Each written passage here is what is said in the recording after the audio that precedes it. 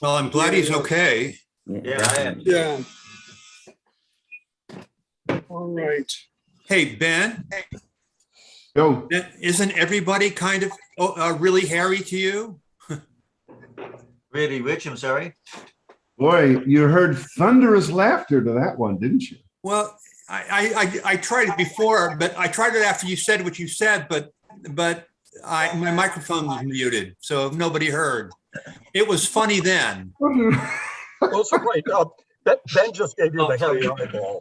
All right. Well, we are live on YouTube. Welcome. Oh, This I is was talking the about hair. Instant Shakespeare Company reading of our Histories project, which was put together by Stephen Brown, and we're doing the second part of Henry IV. I'm Paul Sugarman, the founder of Instant Shakespeare, and I'll hopefully be playing a few small roles like the Chief Justice servant and others if I can get done with my mail delivery. And David Cedar is the playmaster for this, so over to you, David. Hello. I think just so that everyone knows who the players are, we'll just have everybody introduce themselves. I'm David Cedar, the playmaster. I will be reading Justice Shallow, Tito, and Fang. I think that's it. Ben. Hi, I'm Bennett Pology. I'll be the king, Henry IV. Stephen. I'm Stephen Brown, and I shall be the Prince of Wales, starting out as Hal and ending up as Harry. Tony. I'm Tony Scheidman, and I'll be playing the part of Sir John Falstaff. And let's see here, we're going down. Clinton Powell. Hi, I'm Clinton Powell. I'm reading The Porter and Bardolph. Drew Bolender. Hi, I'm Drew Bolender, and I'll be reading Poins, Moldy, and John of Lancaster. And Evan. Hi, I'm Evan. I will be playing the Duke of Clarence and Francis of all the odd jobs, all of them. He's just everybody today. Okay. Every woman. Larry. I'm Lawrence Asher, and I'll be playing Morton and then Pistol. And Jonathan. Hey everybody, I'm Jonathan Waterfield. I start off as the Lord Bardolph, not to be confused with the other Bardolph, and then I become the Chief Justice, and I have a short spell as a wart. Asher. I'm Asher Susswine. I'll be opening up with prologue as Rumor and showing up later on as Justice Style. David. David Palmer Brown. Are you there? Unmute yourself, David. Beg your pardon? Unmute David yourself. Brown David. is muted.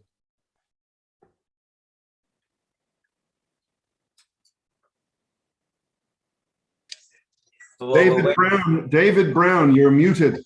I know. I heard you. The stupid computer is giving me a pain in the butt. My name is David Palmer Brown. I'm playing Northumberland, Snare, Harcourt, and Groom. Okay. Roger. Hello, everyone. I'm Roger Lipson. I'll be reading Travers, Hastings, and Shadow, and maybe one or two others in there. Yeah, I think so. Prince Humphrey. Yes. Jay. Good evening. I'm Jay Aubrey Jones. I'll be playing Lord Mowbray, Warwick, and an officer. Mark. Hello, I'm Mark Gehring, and I will be playing the Earl of Westmoreland and a drawer of draughts. Well, we said Paul. Paul is playing the Lord Chief Justice Servant, Gower, Feeble, Sir John Colville, the first groom, and Davy. Hopefully he'll be here for those things. Katrina. Christina, I'm sorry. Christina. That's okay. I'm Christina Osterling. I'm reading Lady Percy and Doll Tearsheet. Anna. I'm Anna Cody. I'm reading Hostess or Mistress Quickly and Lady Northumberland. And Bill. I start off as the Archbishop, and then later on, spoiler alert, Peter Bullcalf. Okay. I think that's everybody. So we will now start with the induction.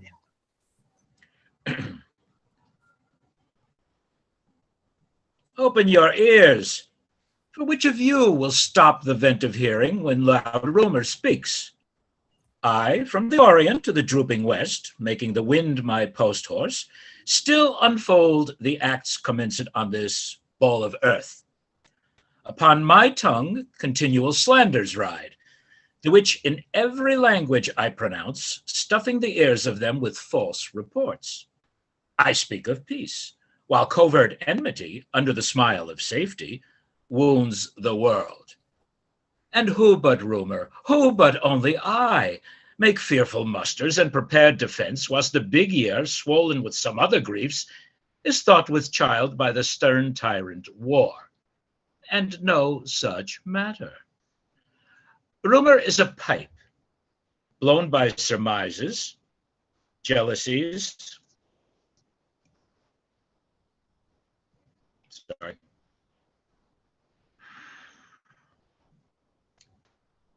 lost my script, sorry.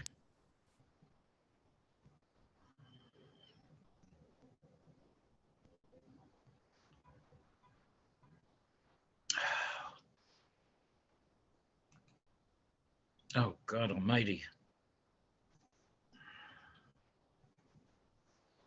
My apologies. I don't know what happened. Oh, Lord.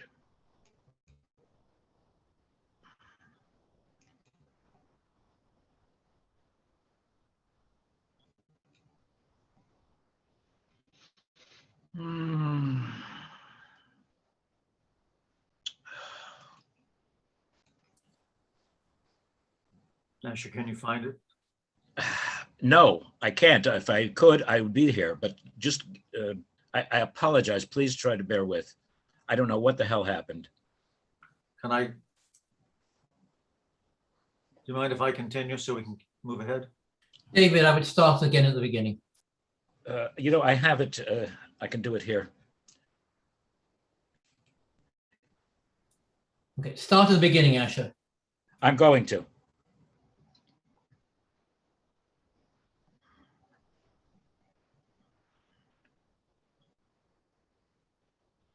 Oh, man, oh, man.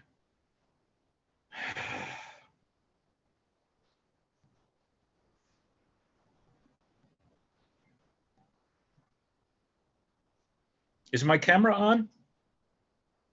It is. All right.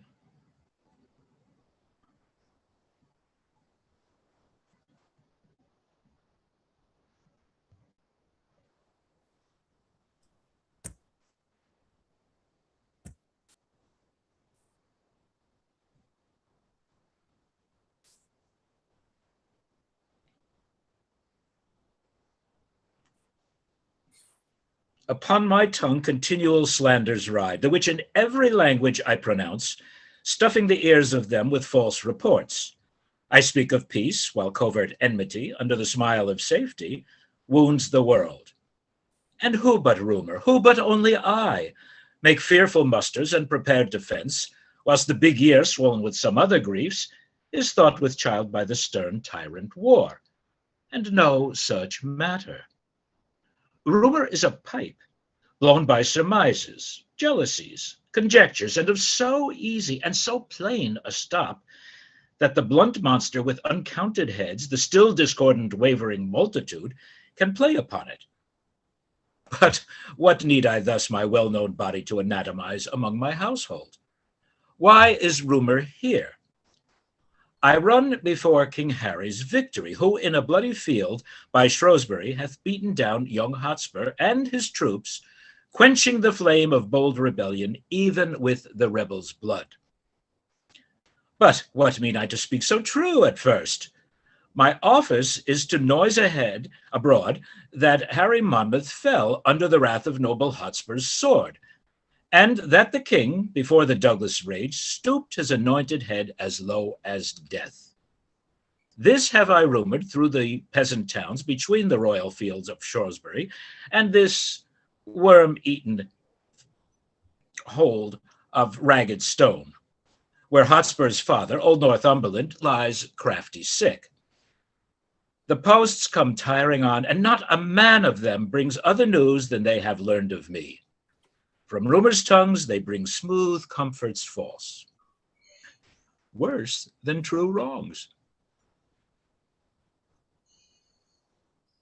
Who keeps the gate here, what? Where is the Earl?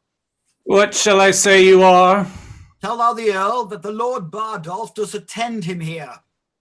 His lordship is walked forth into the orchard. Please it your honour, knock but at the gate, and he himself will answer. Here comes the Earl. What news, Lord Bardolph? Every minute now should be the father of some stratagem. The times are wild, contention like a horse.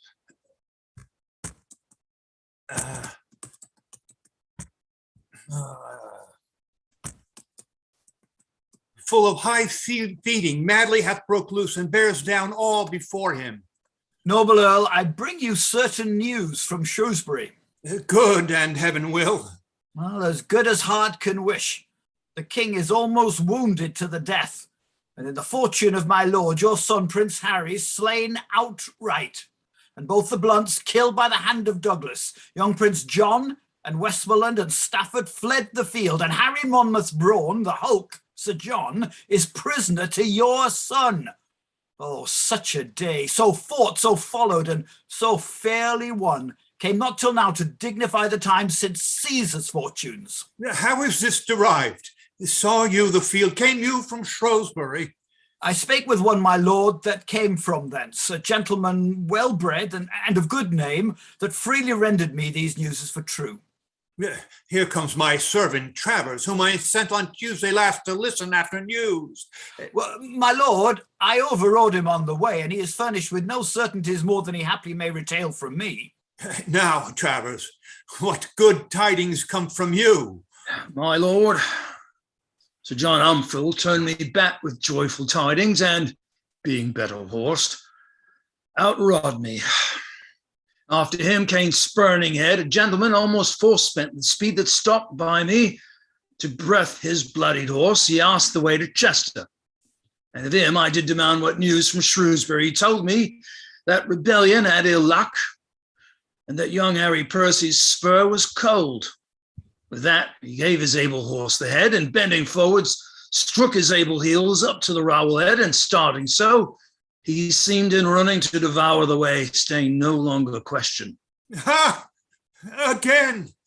Said he young Harry Percy's spur was cold, of Hotspur, cold spur, that rebellion had met ill luck? My lord, I'll tell you what, if my young lord, your son, have not the day, upon mine honour for a silken point, I'll give my barony. Never talk of it. Why should the gentleman that rode by Travers give then such instances of loss? Who? He? He was some hilding fellow that had stolen the horse he rode on, and upon my life speak an adventure. Look, here comes more news. Yea, this man's brow, like to a title leaf, foretells the nature of a tragic volume. So looks the strand when the imperious flood hath left a witnessed usurpation. Say, Morton, didst thou come from Shrewsbury? Ran from Shrewsbury, my noble lord, where hateful death put on his ugliest mask to fright our party. How doth, and my brother? Thou tremblest, and the whiteness in thy cheek is apter than thy tongue to tell thy errand. Even such a man, so faint, so spiritless, so dull, so dead in look, so woebegone, draws Priam's curtain in the dead of night, and would have told him half his Troy was burned. But Priam found the fire ere he his tongue, and I my Pericles' death, ere thou report'st it. This thou wouldst say, your son did thus and thus, your brother thus, so fought the noble Douglas, stopping my greedy ear with their bold deeds. But in the end, to stop mine ear indeed, thou hast a sigh to blow away this praise, ending with brother, son, and all are dead. Douglas is living, and your brother yet. But for my lord, your son. Why, he is dead. See what a ready tongue suspicion hath? He that but fears the thing he would not know, hath by instinct knowledge from others' eyes that what he feared is chance. Yet speak, Morton, tell thou the earl, this divination lies, and I will take it as a sweet disgrace and make thee rich for doing me such wrong. You are too great to be by me gainsaid. Your spirit is too true, your fears too certain. Yet for all this, say not that Percy's dead. Oh, I see a strange confession in thine eye. Thou shakest thy head and holdst it fear or sin to speak a truth. If he be slain, say so. The tongue offends not that reports his death, but he doth sin that doth belie the dead, not he which says the dead is not alive. Yet the first bringer of unwelcome news hath but a losing office, and his tongue sounds ever after as a sullen bell remembered, knolling a departed friend. I cannot think, my lord, your son is dead. I am sorry I should force you to believe that, which I would to heaven I had not seen. But these, mine eyes saw him in bloody state, rendering faint quittance, wearied and outbreathed, up to Henry Monmouth, whose swift wrath beat down the never-daunted Percy to the earth, from whence, with life, he never more sprung up.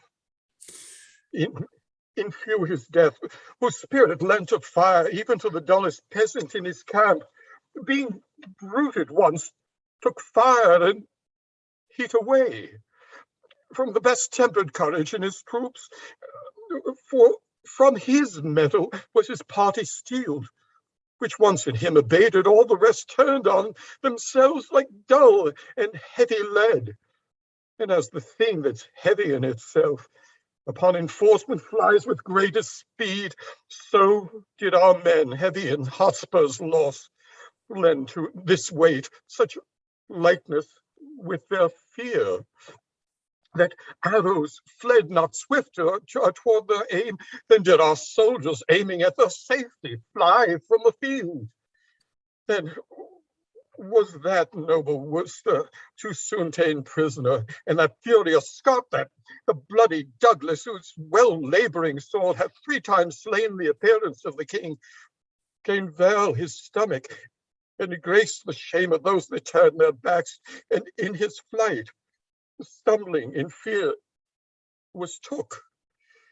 The sum of all is that the king hath won, and hath sent a speedy power to encounter you, my lord, under the conduct of young Lancaster and Westmoreland.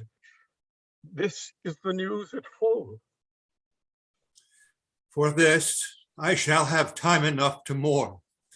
In poison there is physic, and this news having been well, that would have made me sick, being sick, have in some measure made me well. And as the wretch whose fever-weakened joints like strengthless hinges buckle under life, impatient of his fit, breaks like a fire out of his keeper's arms, even so my limbs, weakened with grief, now being enraged with grief, thus thrice themselves. Therefore, thou nice crutch, scaly gauntlet now with joints of steel must glove this hand, and hence thou thickly coif, that art a guard too wanton for the head which princes flesh with conquest aim to hit. Now bind my brows with iron and approach the raggedst hour that time and spite dare bring to frown upon the enraged Northumberland. Let heaven kiss earth, Now let not nature's hand keep the wild flood confined.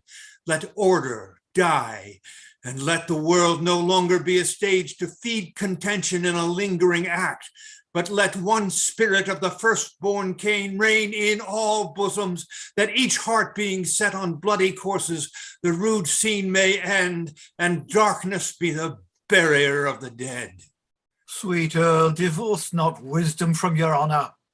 The lives of all your loving complices lean on your health, which, if you give all to stormy passion, must perforce decay. You cast the event of war, my noble lord, and some to the account of chance before you said, let us make head. It was your pretty surmise that in the dole of blows your son might drop. You knew he walked o'er perils on an edge, more likely to fall in than to get o'er. You were advised his flesh was capable of wounds and scars, and that his forward spirit would lift him, where most trade of danger ranged. Yet did you say, go forth, and none of this, though strongly apprehended, could restrain the stiff-born action. What hath then befallen? Or what hath this bold enterprise bring forth more than that being which was like to be? We all that are engaged to this loss knew that we ventured on such dangerous seas, that if we wrought out life was 10 to 1. And yet we ventured for the gain proposed, choke the respective likely peril feared, and since we are o'erset, venture again. Come, we will all put forth body and goods. 'Tis more than time, and my noble lord, I hear for certain, and to speak the truth, the gentle Archbishop of York is up and with well-appointed powers. He is a man who with a double surety binds his followers. My lord, your son had only but the core, but shadows and the shows of men to fight. For that same word rebellion did divide the action of their bodies from their souls, and they did fight with queasiness, constrained as men drink potions, that their weapons only seemed on our side. But for their spirits and souls, this word rebellion, it froze them up as fish are in a pond. But now the bishop turns insurrection to religion, supposed sincere and holy in his thoughts. He's followed both with body and with mind, and doth enlarge his rising with the blood of fair King Richard, scraped from Pomfret stones, derives from heaven, his quarrel and his cause. Tells of them, he doth bestride a bleeding land, gasping for life under great bawling brook, and more and less do flock to follow him. I knew of this before, but to speak truth, the present grief had wiped it from my mind. Go in with me and counsel every man the aptest way for safety and revenge. Get posts and letters and make friends with speed. Never so few, nor never yet more need. Sirrah, you giant, what says the doctor to my water? He said, sir, the water itself was a good, healthy water, but for the party that owed it, he might have more diseases than he knew for. Ha, ha, ha. Men of all sorts take a pride to gird at me. The brain of this foolish compounded clay man is not able to invent anything that tends to laughter more than I invent or is invented on me. I'm not only witty in myself, but the cause that wit is in other men. I do here walk before thee, like a sow that hath overwhelmed all her litter but one. If the prince put thee into my service for any other reason than to set me off, why then I have no judgment. Thou whoreson mandrake, thou art better to be worn in my cap than wait at my heels. I was never manned with an agate till now, but I will set you neither in gold nor silver, but in viled apparel, and set you back again to your master for a jewel. The juvenile, the prince, your master, whose chin is not yet fledged, I will sooner have a beard grow in the palm of my hand than he shall get one on his cheek. Yet he will not stick to say his face is a face royal. Heaven may finish it when he will. It is not a hair amiss yet.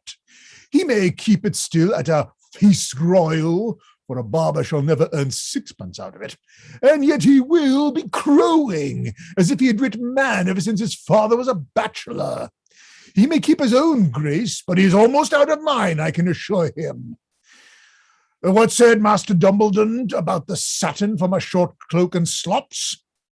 He said, sir, you should procure him better assurance than Bardolph. He would not take his bond and yours. He liked not the security. Oh, let him be damned, like the glutton. May his tongue be hotter or hoarse than Achitophel. A rascally, yea, forsooth, knave, to bear a gentleman in hand and stand upon security. The horse and smooth pates do now wear nothing but high shoes and bunches of keys at their girdles. Then they must stand upon security. I'd as lief they would put ratsbane in my mouth as offer to stop it with security. I looked he should have sent me 22 yards of satin, as I am true knight, and he sends me security. Well, he may sleep in security, for he hath the horn of abundance, and the likeness of his wife shines through it. And yet cannot he see, though he have his own lantern to guide him? Where's Bardolph? He is gone to Smithfield to buy your worship a horse. I bought him in Paul's, and he'll buy me a horse in Smithfield. If I could get me a wife in the stews, I were manned, horsed, and wived. Sir, here comes the nobleman that committed the prince for striking him. About Bardolph? Wait close. I will not see him. What's he that goes there? Falstaff, and please, your lordship.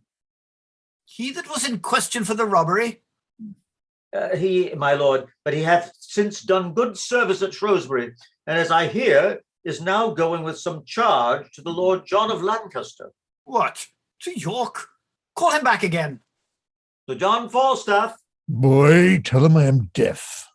You must speak louder. You must speak louder. My master is deaf. I am sure he is, to the hearing of anything good.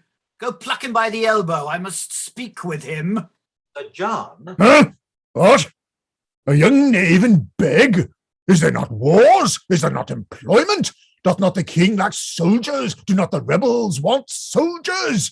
Though it be a shame to be on any side but one, it is worse shame to beg than to be on the worst side, when it worse than the name of rebellion can tell how to make it. You mistake me, sir. Why, sir? Did I say you were an honest man? Setting my knighthood and my soldiership aside, I had lied in my throat if I had said so. I pray you, sir, then set your knighthood and your soldiership aside, and give me leave to tell you you lie in your throat, if you say that I am any other than an honest man. I give thee leave to tell me so. I lay aside that which grows to me. If thou gett'st any leave of me, hang me. If thou takest leave, thou had better be hanged. You hunt counter, hence avaunt. Sir, my lord would speak with you. Sir John Falstaff, a word with you. Eh? Oh, my good lord, give your lordship good time of the day. I'm glad to see your lordship abroad. I heard say your lordship was sick.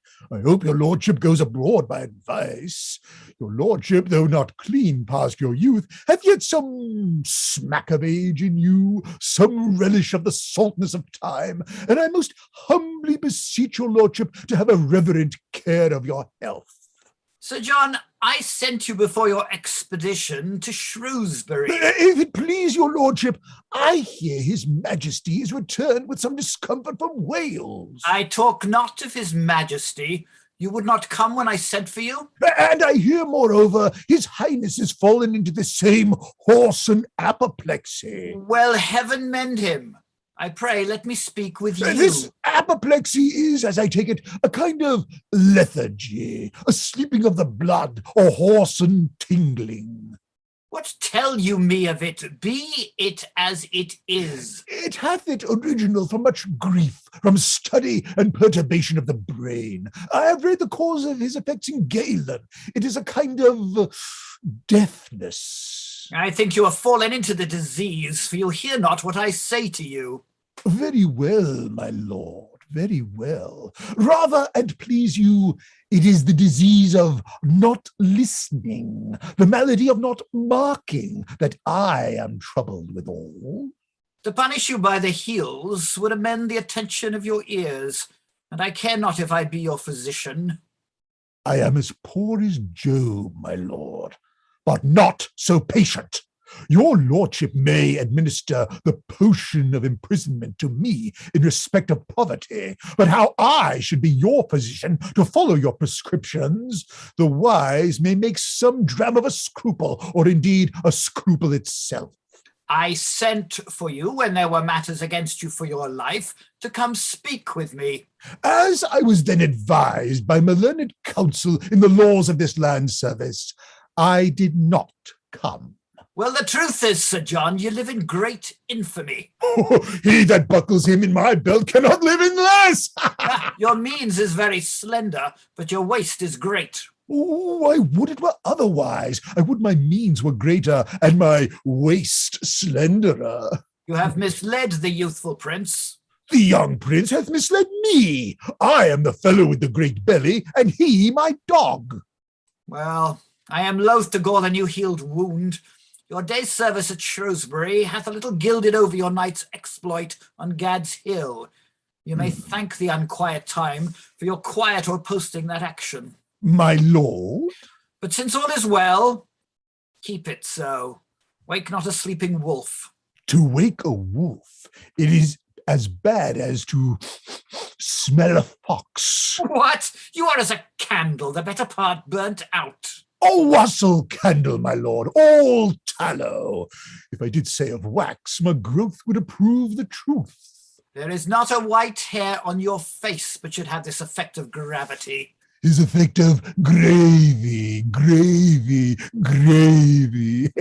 Follow the young prince up and down like his evil angel. Not so, my lord. Your ill angel is light, but I hope he that looks upon me will take me without weighing.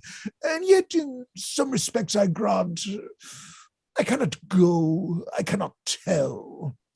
Virtue is of so little regard in these costermongers that true value is turned barehead. Pregnancy is made a tapster, and hath his quick wit wasted in giving reckonings. All the other gifts are pertinent to man, as the malice of this age shapes them, are not worth a gooseberry. You that are old, consider not the capacities of we that are young. You measure the heat of our livers with the bitterness of your galls, and we that are in the voward of our youth, I must confess, are wags too.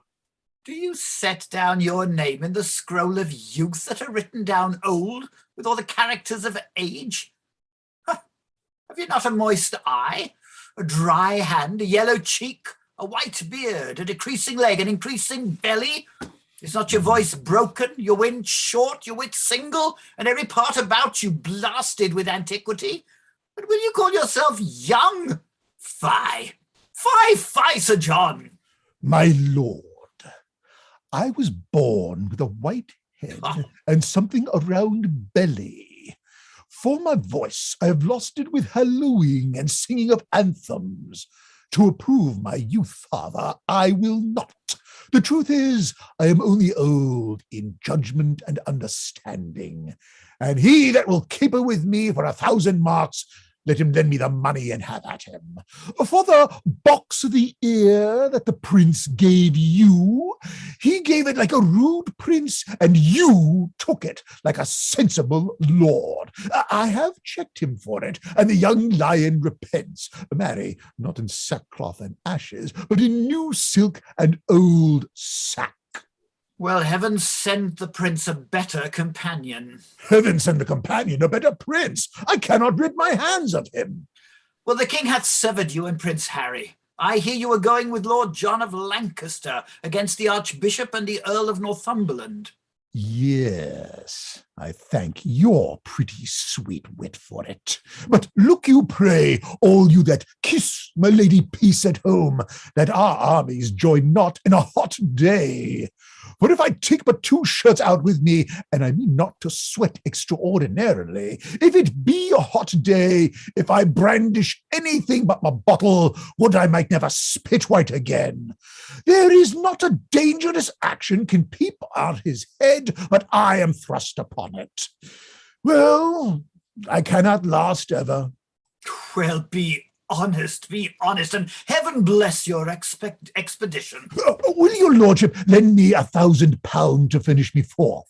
Not a penny, not a penny. You are too impatient to bear crosses. Fare you well. Commend me to my cousin Westmoreland. And I do. Fillip me with a 3-man beetle. A man can no more separate age and covetousness than he can part young limbs in lechery. But the gout galls the one, and the pox pinches the other, and so both the degrees prevent my curses. Boy! Sir? What money is in my purse? 7 groats and 2 pence. Ooh, I can get no remedy against this consumption of the purse. Borrowing only lingers and lingers it out, but the disease is incurable. Go, bear this letter to my Lord of Lancaster, this to the Prince, this to the Earl of Westminster, and this to old Mistress Ursula, whom I've weakly sworn to marry since I perceived the first white hair on my chin. About it, you know where to find me. Pox of this gout, or a gout of this pox, for the one or the other plays the rogue with my great toe. It is no matter if I do halt. I have the wars for my colour, and my pension shall seem the more reasonable. A good wit will make use of anything. I will turn diseases to commodity.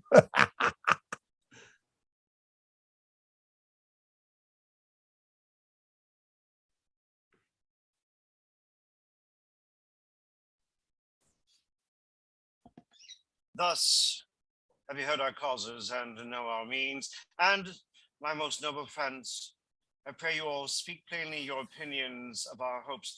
And first, Lord Marshal, what say you to it? I will allow the occasion of our arms, but gladly would be better satisfied how, in our means, we should advance ourselves to look with forehead bold and big enough upon the power and puissance of the king. Our present musters grow upon the file to 25,000 men of choice, and our supplies live largely in the hope of great Northumberland, whose bosom burns with an incensed fire of injuries. Question then, Lord Hastings, standeth thus, whether our present 25,000 may hold up head without Northumberland. With him we may. Aye, marry, there's the point.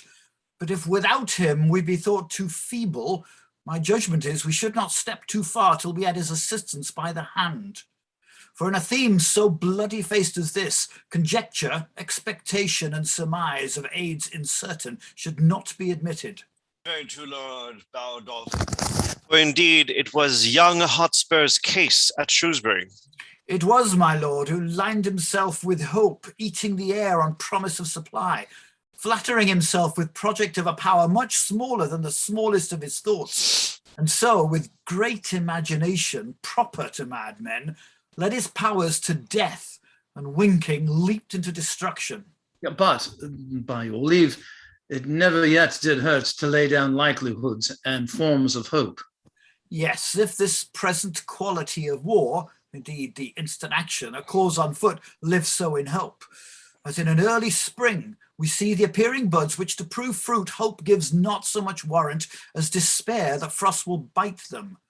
When we mean to build, We first supply the plot, then draw the model, and when we see the figure of the house, we must rate the cost of the erection, which we find outweighs ability. What we do then, but draw anew the model in fewer offices, or at least desist to build at all. Much more in this great work, which is almost to pluck a kingdom down and set up another, should we survey the plot of situation and the model, consent upon a sure foundation. Question, surveyors, know your own estate, how able such a work to undergo to weigh against his opposite. Or else we fortify in paper and in figures using the names of men instead of men. Like one that draws the model of a house beyond his power to build it, who half through gives o'er and leaves his par-created cost a naked subject to the weeping clouds and waste for churlish winter's tyranny. Grant that our hopes, yet likely a fair birth, should be stillborn, and that we now posit the utmost man of expectation. I think we are a body strong enough, even as we are, to equal with the king. What is the king but 25,000? To us no more. Nay, not so much, Lord Bardolph. For his divisions, as the time is to draw, are in 3 heads, one power against the French and one against Glendower. Perforce a third must take up us. So is the unfirm king in 3 divided, and his coffers sound with hollow poverty and emptiness. That he should draw his several strengths together and come against us in full puissance need not be dreaded. If he should do so, he leaves his back unarmed, the French and Welsh baying at him at the heels. Never fear that. Who is it like should lead his forces hither? The Duke of Lancaster and Westmoreland, against the Welsh himself and Harry Monmouth, but who is substituted against the French, I have no certain notice. Let us on, and publish the occasion of our arms. The Commonwealth is sick of their own choice, and their over-greedy love hath suffered. An habitation giddy, and unsure hath he that bideth on the vulgar heart. O thou fond many, without loud applause didst thou beat heaven with blessing Bolingbroke, before he was what thou wouldst have him be. And being now trimmed in thine own desires, thou beastly feeder art so full of him that thou provokest thyself to cast him up. So, thou common dog, didst thou disgorge thy glutton bosom of the royal Richard? And now thou wouldst eat thy dead vomit up, and houst to find it. What trust is in these times? They that when Richard lived would have him die, are now become enamored on his grave.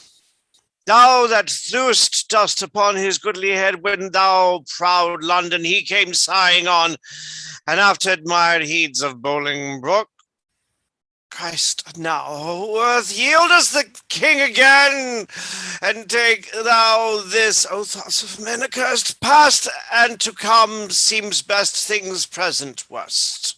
Shall we go draw our numbers and set on? We are time's subject, and time bids be gone. Mr. Fang, have you entered the action? It is entered. Where's your yeoman? Is it a lusty yeoman? Will he stand to it? Tara, where's Snare? Aye, good Master Snare. Here. Snare, we must arrest Sir John Falstaff. Aye, good Master Snare, I have entered him in all. It may chance cost some of us our lives. He will stab. That's the day. Take heed of him. He stabbed me in mine own house, and that most beastly.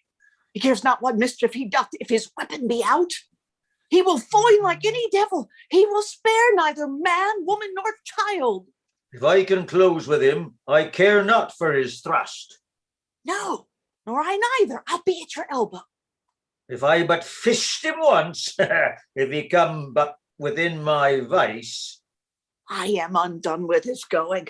I warrant he is an infinitive thing upon my score. Good Master Fang, hold him sure. Good Master Snare, let him not escape. He comes continually to ply corner, saving your manhoods to buy a saddle. And he is indicted to dinner to the Lover's Head in Lombard Street, to Master Smooth the silkman. I pray ye, since my Exian is entered, and my case so openly known to the world, let him be brought in to his answer. 100 mark is a long one for a poor lone woman to bear. And I have borne and borne and borne and have been fubbed off from this day to that day, that it is a shame to be thought on. There is no honesty in such dealing, unless a woman should be made an ass and a beast to bear every need's wrong. Oh, yonder he comes, and that errand Monsey knows Bardolph with him. Do your offices, Master Fang and Master Snare. Do me your offices. How now? Whose mare's dead? What's the matter? Sir John, I arrest you with the suit of Mistress Quickly. Away, varlets! Draw Bardolph! Cut me off the villain's head! Throw the queen into the channel! Throw me in the channel? I'll throw thee there! Wilt thou, the bastardly rogue, murder! Oh, thou honeysuckle villain, wilt thou kill God's officers and the king's? Oh, thou honeyseed rogue, thou art a honeyseed, a man queller and a woman queller. Keep them off, Bardolph! A rescue! Good people, bring a rescue. Thou wilt not. Do thou rogue, do thou seed. Away, you scullion! You rampallion! You Stellarian! I'll chuck your catastrophe! What's the matter? Keep the peace here, huh? Good, my lord. Be good to me. I beseech you, stand to me. How now, Sir John? What are you brawling here? Does this become your place, your time and business? You should have been well on your way to York. Stand from him, fellow. Wherefore hangst upon him? Oh, my most worshipful lord, and please your grace, I am a poor widow of Eastcheap, and he is arrested at my suit. For what sum? It is more than for some, my lord. It is for all. He hath eaten me out of my house and home. He hath put all my substance into that fat belly of his. But I will have some of it out again, or I will ride thee o' nights like the mare. I think I'm as like to ride the mare if I've any vantage of ground to get up. How comes this, Sir John? Fie, what a man of good temper would endure this tempest of exclamation. Are you not ashamed to enforce a poor widow to so rough a course, to come by her own? What is the gross sum that I owe thee?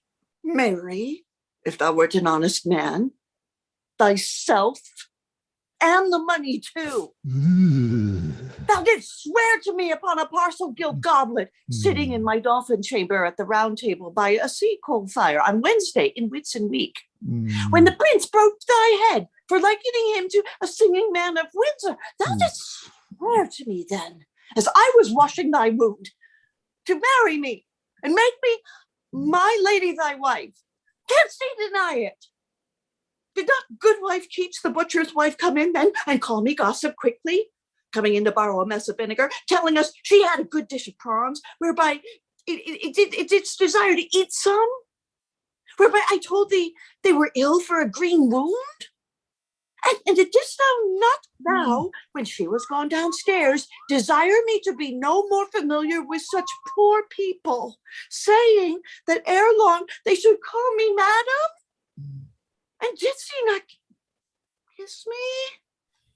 Didst me fetch thee 30 shillings? I put thee now to thy book oath. Deny it if thou canst. My lord, this is a poor mad soul, and she says up and down the town that her eldest son is like you. She hath been in good case, and the truth is poverty hath distracted her. But for these foolish officers, I beseech you, I may have redress against them. Sir John, I am well acquainted with your manner of wrenching the true case the false way. It is not a confident Brown or the throng of words that come with such more than impudent sauciness from you can thrust me from a level consideration. I know you are practiced upon the easy-yielding spirit of this woman. Yes, in troth, my lord. Prithee, peace. Pay her the debt you owe her, and unpay the villainy you have done her. The one you may do with sterling money, the other with current repentance. My lord, I will not undergo this sneap without reply. You call honorable boldness impudent sauciness. If a man will curtsy and say nothing, he is virtuous. No, my lord, your humble duty remembered. I will not be your suitor. I say to you, I desire deliverance from these officers, being upon hasty employment in the king's affairs. You speak as having power to do wrong, but the answer in the effect of your reputation and satisfy the poor woman. Come hither, hostess. Now, Master Gower, what news? The king, my lord, and Henry, Prince of Wales, are near at hand. The rest the paper tells. As I am a gentleman. Nay, you said so before. As I am a gentleman. Come, no more words of it. By this heavenly ground I tread on, I must be feigned upon both my plate and my tapestry of my dining chambers. Glasses, glasses is the only drinking, and for thy walls a pretty slight drollery, or the story of the prodigal, or the germain hunting in waterwork is worth 1,000 of these bed hangings and these fly-bitten tapestries. Let it be £10, if thou canst. Come. If it were not for thy humours, there's not a better wench in England. Go, wash thy face, and draw thy action. Come, thou must not be in this humour with me. Come, I know thou wast set on to this. Thee, Sir John, let it be but 20 nobles. I load upon my plate in good earnest, la. Let it alone. I'll make other shift. You'll be a fool still. Well, you shall have it, although I pawn my gown. I hope you'll come to supper. You'll pay me altogether. Will I live? Go with her. Hook on, hook on. Will you have doll tear sheet meet you at supper? Oh, no more words. Let's have her. I have heard bitter news. What's the news, my good lord? Where lay the king last night? At Basingstoke, my lord. I hope my lord all's well. What's the news, my lord? Come all his forces back? No, 1,500 foot, 500 horse are marched up to my lord of Lancaster against Northumberland and the archbishop. Comes the king back from Wales, my noble lord? You shall have letters from me presently. Come, go along with me, good Mr. Gower. My lord! What's the matter? Master Gower, shall I entreat you with me to dinner? I must wait upon my good lord here. I thank you, good Sir John. Sir John, you loiter here too long, being you are to take soldiers up in counties as you go. Will you sup with me, Master Gower? What foolish master taught you these manners, Sir John? Master Gower, if they become me not, he was a fool that taught them me. This is the right fencing grace, my lord. Tap for tap, and so part fair. Now the Lord lighten thee, thou art a great fool. Oh, trust me, I am exceeding weary. Is it come to that? I had thought weariness does not have attached one of so high blood. No, just me. Though it discolors the complexion of my greatness to acknowledge it. Doth it not show vilely in me to desire small beer?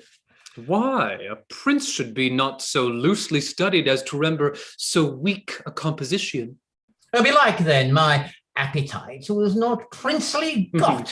For in troth, I do now remember the poor creature small beer. But indeed, these humble considerations make me out of love with my greatness. What a disgrace it is to me to remember thy name, or to know thy face tomorrow, or to take note how many pair of silk stockings thou hast, like these, and those of the peach-coloured ones, or to bear the inventory of thy shirt as one for superfluity and the other for use, and that the tennis court keeper knows better than I, for it is a low ebb of linen with thee when thou kept not racket there, as thou hast not done a great while, because the rest of thy Low Countries have made a shift to eat up thy Holland. How ill it follows. After you have labored so hard, you should talk so idly. Tell me, how many good young princes would do so, their fathers lying so sick as yours is? Shall I tell thee one thing, Points? Yes, and let it be an excellent good thing. It shall serve among wits of no higher breeding than thine. Go to, I stand the push for one thing, that you'll tell. Boy, I'll tell you. It is not meet that I should be sad now my father is sick. Or the be it I could tell to thee ears, or an it pleases me, for fault of a better, to call my friend, I could be sad, and sad indeed. Very hardly upon such a subject. Thou thinkst of me as far in the devil's book as thou, and Falstaff for obduracy and persistency. Let the end try the man. But I tell thee, my heart bleeds inward. My heart bleeds inwardly that my father is so sick. And keeping such vile company as thou art, hath in reason taken from me all ostentation of sorrow. The reason? What wouldst thou think of me if I should weep? I would think thee a most princely hypocrite. It would be every man's thought. And thou art a blessed fellow to think as every man thinks. Never a man's thought in the world keeps the roadway better than thine. Every man would think me an hypocrite indeed. And what excites your most worshipful thought to think so? Why? Because you have been so lewd and so much ingraft to Falstaff. And to thee? What? Nay, I am well spoken of. I can hear it with my own ears. The worst they can say of me is that I am a second brother and that I am a proper fellow of my hands. And those two things, I confess, I cannot help. Look, here comes Bardolph. And the boy that I gave Falstaff. He had him from me, Christian, and see if the fat villain hath not transformed him ape. Save your grace. And yours, most noble Bardolph. You pernicious ass, you bashful fool, must you be blushing? Wherefore blush you now? What a maidenly man-at-arms are you become? Is it such a matter to get a Pottle-Pot's maidenhead? Told me even now, my lord, through a red lattice, and I could discern no part of his face from the window. At last I spied his eyes, and methought he had made 2 holes in the alewife's new petticoat and peeped through. Hath not the boy profited? Away, you horse and upright rabbit, away! Away, you rascally Theus, dream away. Instruct us, boy. What dream, boy? Marry, my lord, Althea dreamed she was delivered from a firebrand, and therefore I call him her dream. A crown's worth of good interpretation. There it is, boy. Oh, that this good blossom could be kept from cankers. Well, here is 6pence to preserve thee. If you do not make him be hanged among you, the gallows shall be wronged. And how doth thy master, Bardolph? Well, my good lord, he heard of your grace's coming to town, Oh, there's a letter for you. Oh, delivered with good respect. And how doth the Martelmus, your master? In bodily health, sir. Mary, the immortal part needs a physician. But that moves not him. Though that be sick, he dies not.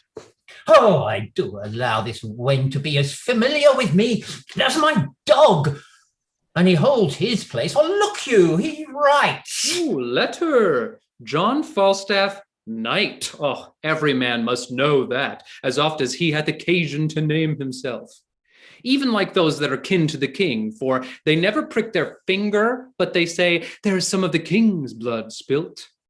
How comes that, says he, that takes upon him to conceive? The answer is as ready as a borrowed cap. Oh, I am the king's poor cousin, sir. Oh, nay, they will be as kin to us, but they will fetch it from Japhet. But to the letter.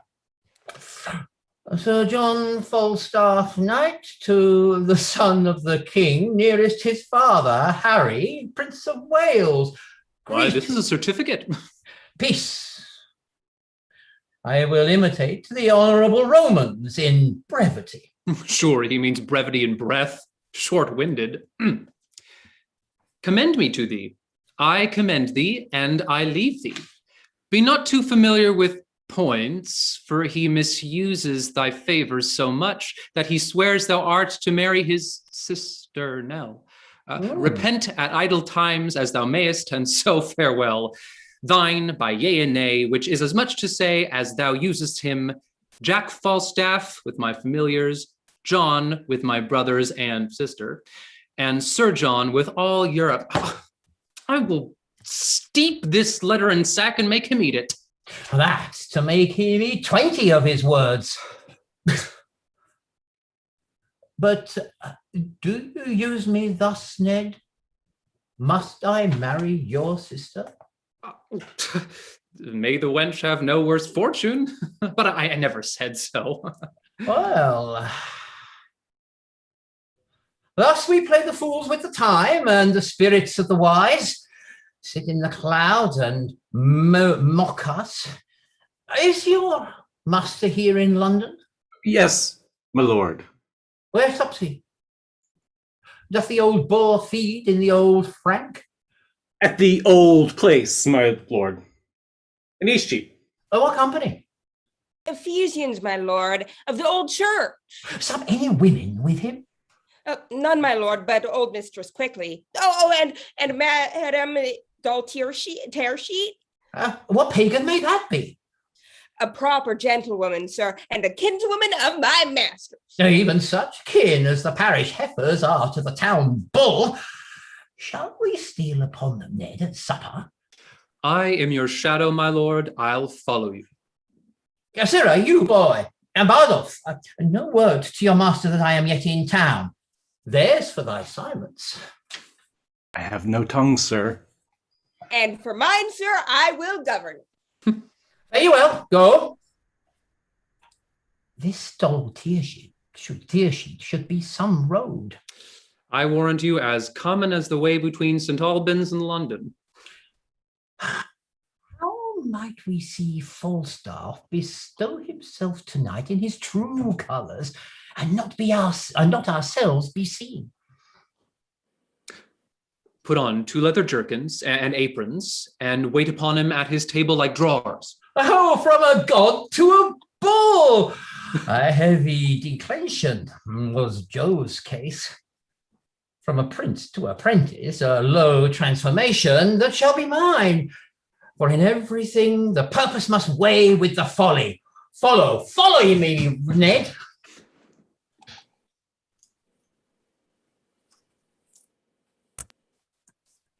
I prithee, loving wife and gentle daughter, give an even way unto my rough affairs. Put not you on the visage of the times, and be like them to Percy, troublesome. I have given over. I will speak no more. Do what you will. Your wisdom be your guide. Alas, sweet wife, my honor is at pawn, and but my going nothing can redeem it. How yet, for heaven's sake, go not to these wars. The time was, Father, when you broke your word, when you were more endeared to it than now, when your own Percy, my heart dear Harry, threw many a northward look to see his father bring up his powers, but he did long in vain. Who then persuaded you to stay at home? There were 2 honors lost, yours and your son's. For yours, may heavenly glory brighten it. For his, it stuck upon him as the sun in the grey vault of heaven, and by his light did all the chivalry of England move to do brave acts. He was indeed the glass wherein the noble youth did dress themselves. He had no legs that practised not his gait, and speaking thick, which nature made his blemish, became the accents of the valiant.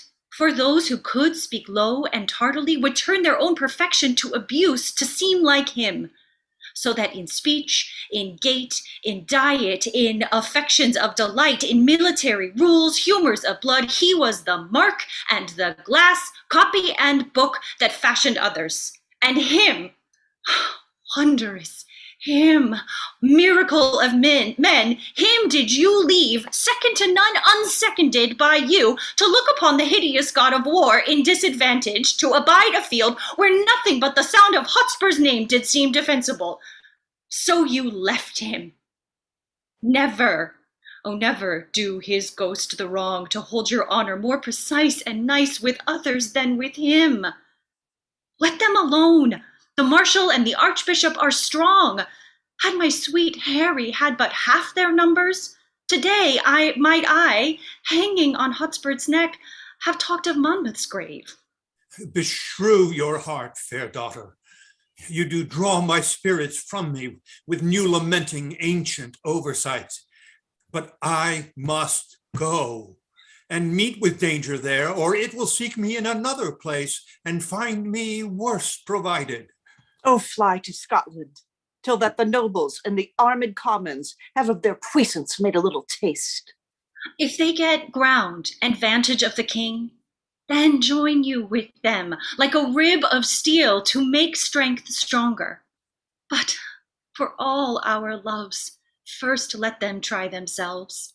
So did your son. He was suffered, so came I a widow, and never shall have length of life enough to reign upon remembrance with mine eyes, that it may grow and sprout as high as heaven, for recordation of my noble husband. Come, go in with me. 'Tis with my mind as with the tide swelled up unto his height, that makes it a still stand, running neither way. Fain would I go to meet the archbishop, but many thousand reasons hold me back. I will resolve for Scotland. There am I, till time and vantage crave my company.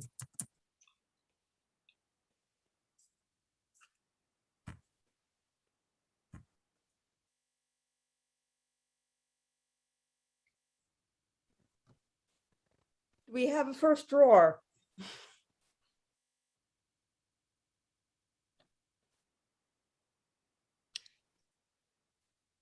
What hast thou brought there? Apple Johns? Thou knowest that John cannot endure an Apple John. Apple John? Thou sayest true. The prince once set a dish of apple johns before him and told him that there were 5 more Sir Johns, and putting off his hat, said, I will now take my leave of these 6 dry, round-old withered knights. It angered him to see the heart, but he hath forgot that. Why then cover and set them down. I'd say if thou canst find out Sneak's noise, Mistress Pearsheet would fain have some music. Sirrah, here will the prince and Master Poins anon, and they will put on 2 of our jerkins and aprons, and Sir John must not know of it. Bardolph hath brought word. And here will be Eustace. It will be an excellent stratagem. I'll see if I can find out Sneak. Sweetheart, methinks now you are in an excellent good temporality. Your postage beats as extraordinarily as heart would desire. And your color, I warrant you, is as red as any rose. But But you have drunk too many canaries, and that's a marvelous searching wine, and it perfumes the blood, ere we can say, what's this? How do you now? Better than I was. Oh. Wait, that was well said. A good heart's worth gold. Oh, look, here comes Sir John. When Arthur first in court emptied the Jordan and was a worthy king. Oh, how now, Mistress Doll? Sick of a calm, yea, good sooth. So is all her sect. If they be once in a calm, they're sick. You muddy rascal. Is that all the comfort you give me? You make fat rascals, Mistress Doll. I make them. Gluttony and diseases make them. I make them not. If the cook make the gluttony, you help to make the diseases, Doll. We catch of you, Doll, we catch of you. Grant that, my poor virtue, grant that. I marry our chains and our jewels. Your brooches, pearls, and ouches. For to serve bravely is to come halting off, you know, to come off the breach with his pike bent bravely, and to surgery bravely, to venture upon the charged chambers bravely. Why, this is the old fashion. You two never meet, but you thought of some discord. You are both in good troth as rheumatic as two dry toasts. You cannot have one bear with another's confirmities. What the good year? One must bear, and that must be you. You are the weaker vessel, as they say, the emptier vessel. Can a weak, empty vessel bear such a huge, full hogshead? There's a whole merchant's adventure stuff in him. You have not seen a hulk better stuff in the hold. Come, I'll be friends with thee, Jack. Thou art going to wars, and whether I shall ever see thee again or no, there is nobody cares. The ancient pistol is below and would speak with you. Hang him, a swaggering rascal. Let him not come hither. It is the foul-mouthed rogue in England. If he swaggered, let him not come here. I must live amongst my neighbors. I'll know swaggerers. I am in good name and fame with the very best. Shut the door. There comes no swaggerers here. I've not lived all this while to have swaggering now. Shut the door, I pray you. Dost thou hear, hostess? Pray you pacify yourself, Sir John. There comes no swaggerers here. Dost thou hear? It is mine ancient. Tilly folly, Sir John, never tell me. Your ancient swaggerer comes not in my doors. Oh. I was before Master Tissick, the deputy, the other day, and as he said to me, it was no longer ago than Wednesday last. Neighbor quickly, says he. Master Dope, our minister, was by then. Neighbor quickly, says he, receive those that are civil. For say you thee, you are in an ill name. Now he said so. I can tell whereupon, for says he, you are an honest woman, and well thought on. Therefore take heed what guests you receive. Receive, says he, no swaggering companions. There comes none here. You would bless you to hear what he said. No swaggerers. He's no swaggerer, hostess. A tame cheater, he. You may stroke him as gently as a puppy greyhound. He will not swagger with a Barbary hen. If her feathers turn back in any show of resistance. Call him up, drawer. Cheater, call you him? I will bar no honest man my house, nor no cheater. But I do not love swaggering. I am the worst when one says swagger. Oh, field masters, how I shake. Oh, look you, I warrant you. Oh, so you do, hostess. Oh, do I? Oh, yea, very true, do I? As if it were an aspen leaf. I cannot abide swaggerers. Save you, Sir John. Welcome, ancient pistol. Here, pistol, I charge you with a cup of sack. Do you discharge upon mine hostess? We'll discharge upon her, Sir John, with bullets. She is pistol-proof, sir. You shall hardly offend her. Come, I'll drink no proofs nor no bullets. We'll drink no more than will do me good. For no man's pleasure I. And to you, Mistress Dorothy, I will charge you. Charge me? I scorn you, scurvy companion. What, you poor, base, rascally, cheating, jack-linen mate? Away, you muddy, moldy rogue, away! I am meat for your master. I know you, Mistress Dorothy. Away, you cut-purse rascal, you filthy bung, away! By this wine I'll thrust my knife in your moldy chaps if you play the saucy cuddle with me. Away, you bottle ale rascal, you basket-hilt stale juggler, you! Since when, I pray you, sir? What, with 2 points on your shoulder? Much! I will murder your wrath for this. No, good Captain Pistol. Not here, sweet Captain. Captain! Thou abominable damned cheater! Art thou not ashamed to be called captain? If captains were of my mind, they would truncheon you out for taking their names upon you before you had earned them. You are captain. You slave for what? For tearing a poor whore's ruff in a bawdy house?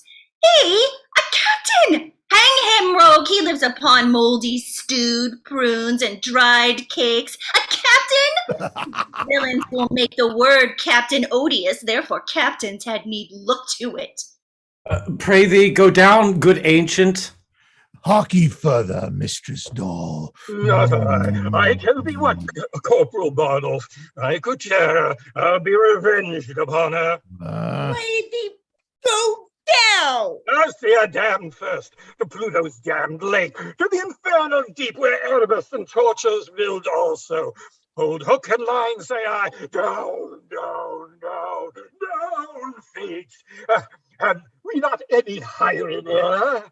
Good Captain Peasel, be quiet. It is very late. I beseech you now, aggravate your caller. These be good humors indeed. Shall pack horses and hollowed pampas jays of Asia, which cannot go but 30 miles a day, compare with Caesar and with cannibals and Trojan Greeks? Nay, rather damn them with King Cerberus, and let the welkin roar. Shall fall foul for toys. By my troth, Captain, these are very bitter words. Be gone, good ancient. This will grow to a brawl soon. Anon. Men, like dogs, give crowns like pins. Have we not hired here? On my word, Captain, there's none such here. What the good year, do you think I would deny her? I pray be quiet. And be my fat, my fair Gallipolis. Come, give me sack. Si fortuna me tormente, sperato me contente. Here we broadsides? No, let the fiend give fire. Give me some second, and sweetheart, lie thou there. Come we to full points there, and our red settled as nothing. Pistol! I would be quiet. Sweet night, I kiss thy knee. What? We have seen the 7 stars. Thrust him down the stairs! I cannot endure such a fustian rascal. Thrust him down the stairs? Know we not Galloway nags? Quoit him down, Bardolph, like a shove-groat shilling. Nay, if he do nothing but speak nothing, he shall be nothing here. Come, get you downstairs! What? Shall we have incision? Shall we imbrue? Then death rock me asleep, abridge my doleful days. Why then let grievous, ghastly, gaping wounds untwin the sisters three. Come, Atrophos, I say. There's good stuff to it. Give me my rapier, boy. I prithee, Jack, do not draw. Get you downstairs! Warriors, a goodly tumult! I'll forswear keeping house before I'll be in these turrets and frights. So, murder I warrant now. Alas, put up your naked weapons. Put up your naked weapons. Prithee, be quiet. The rascal's gone. You whoreson little valiant villain, you. You not hurt in the groin? He thought he made a shrewd thrust in your belly. Have you turned him out of doors? Yes, sir. The rascal's drunk. You've hurt him, sir, in the shoulder. A rascal to brave me? Wait, let me rogue you. Poor ape. Thou sweatst. Come, let me wipe thy face. Oh, come on, you horse and chops. Oh, rogue. I love thee. Thou art as valorous as Hector of Troy, worth 5 Agamemnon and 10 times better than the 9 worthies. Ah, villain. A rascally slave. I will toss the rogue in a blanket. No, if thou darest for thy heart. If thou dost, I'll canvas thee between a pair of sheets.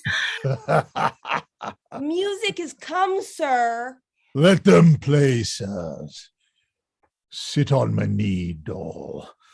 A rascal, bragging slave. The rogue fled from me like quicksilver.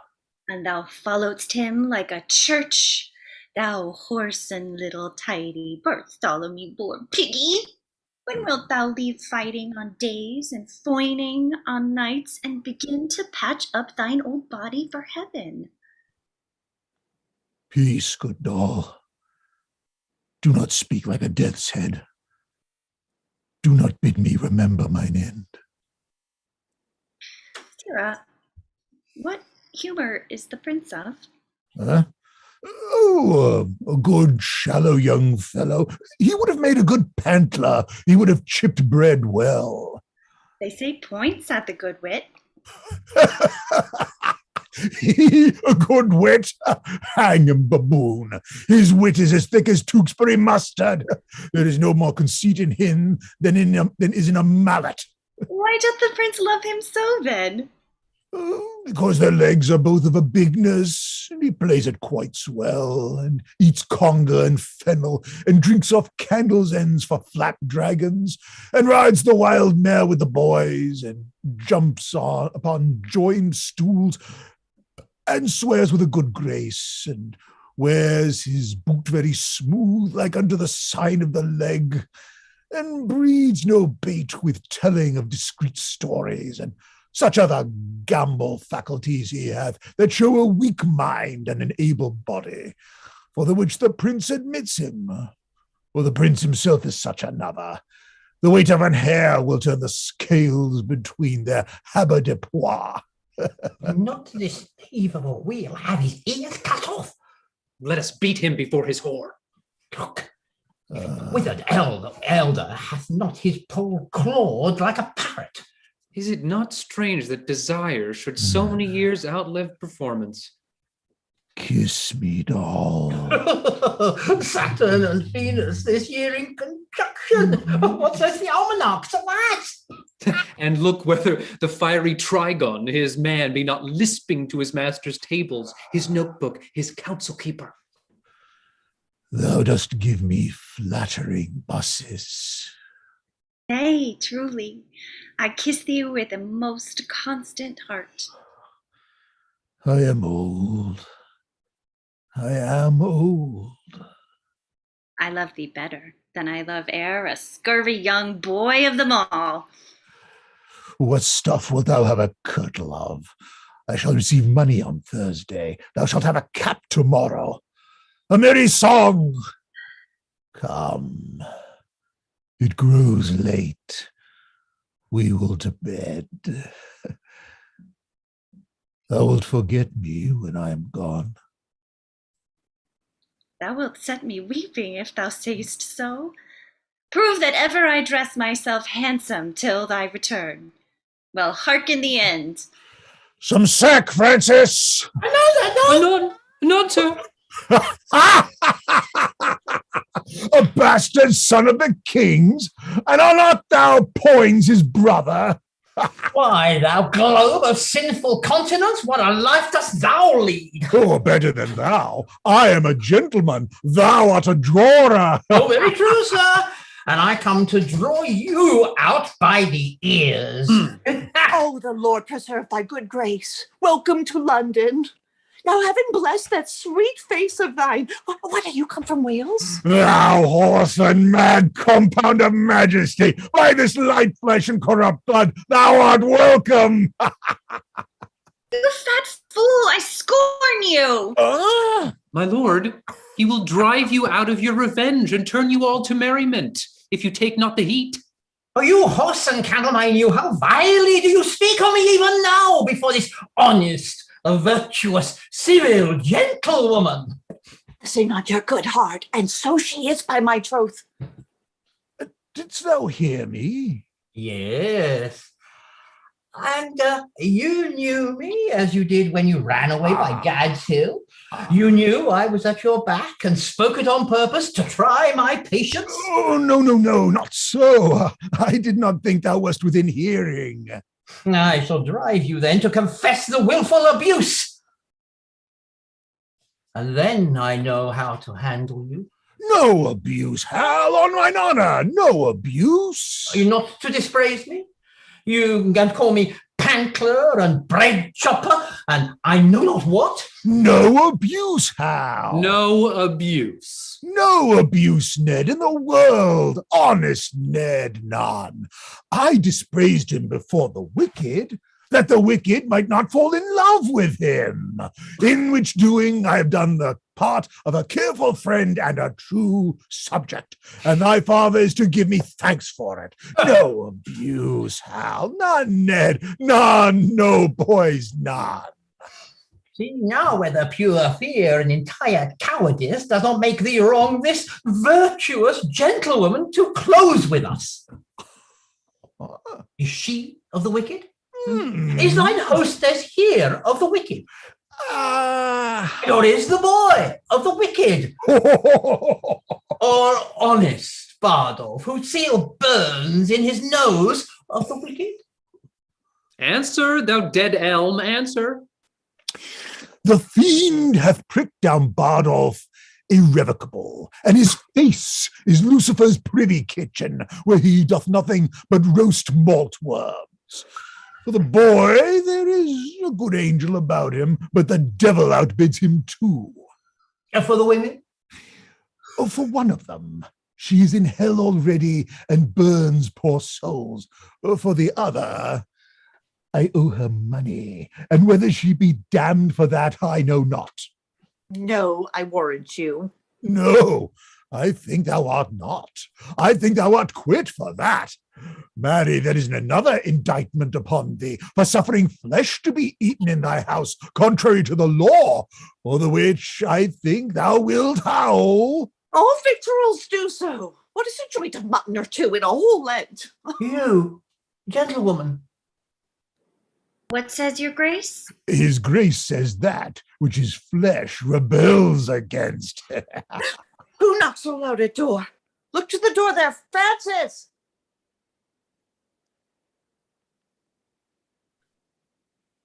Peter, how now? What news? King, your father is at Westminster, and there are 20 weak and wearied posts come from the north, and as I came along, I met and overtook a dozen captains, bareheaded, sweating, knocking at the taverns, and asking everyone for Sir John Falstaff.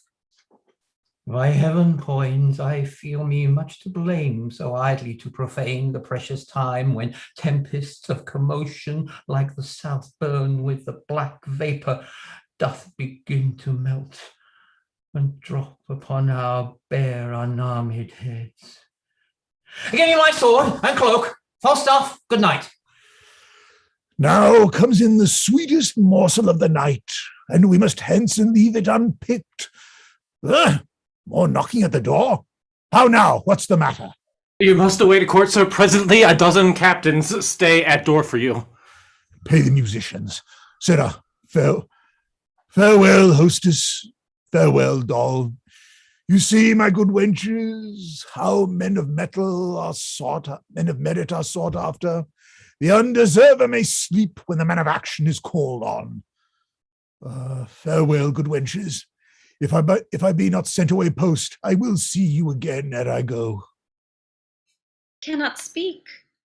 My heart be not be ready to burst. Well, sweet Jack, have a care of thyself. Farewell. Farewell.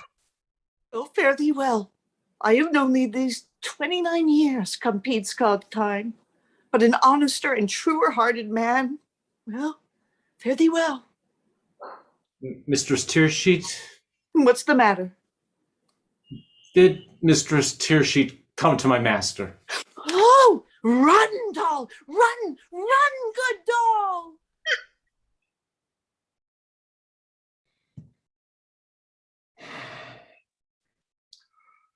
Go call the Earls of Surrey and Warwick, but ere they come, bid them read these letters and, well, consider of them. Make good speed.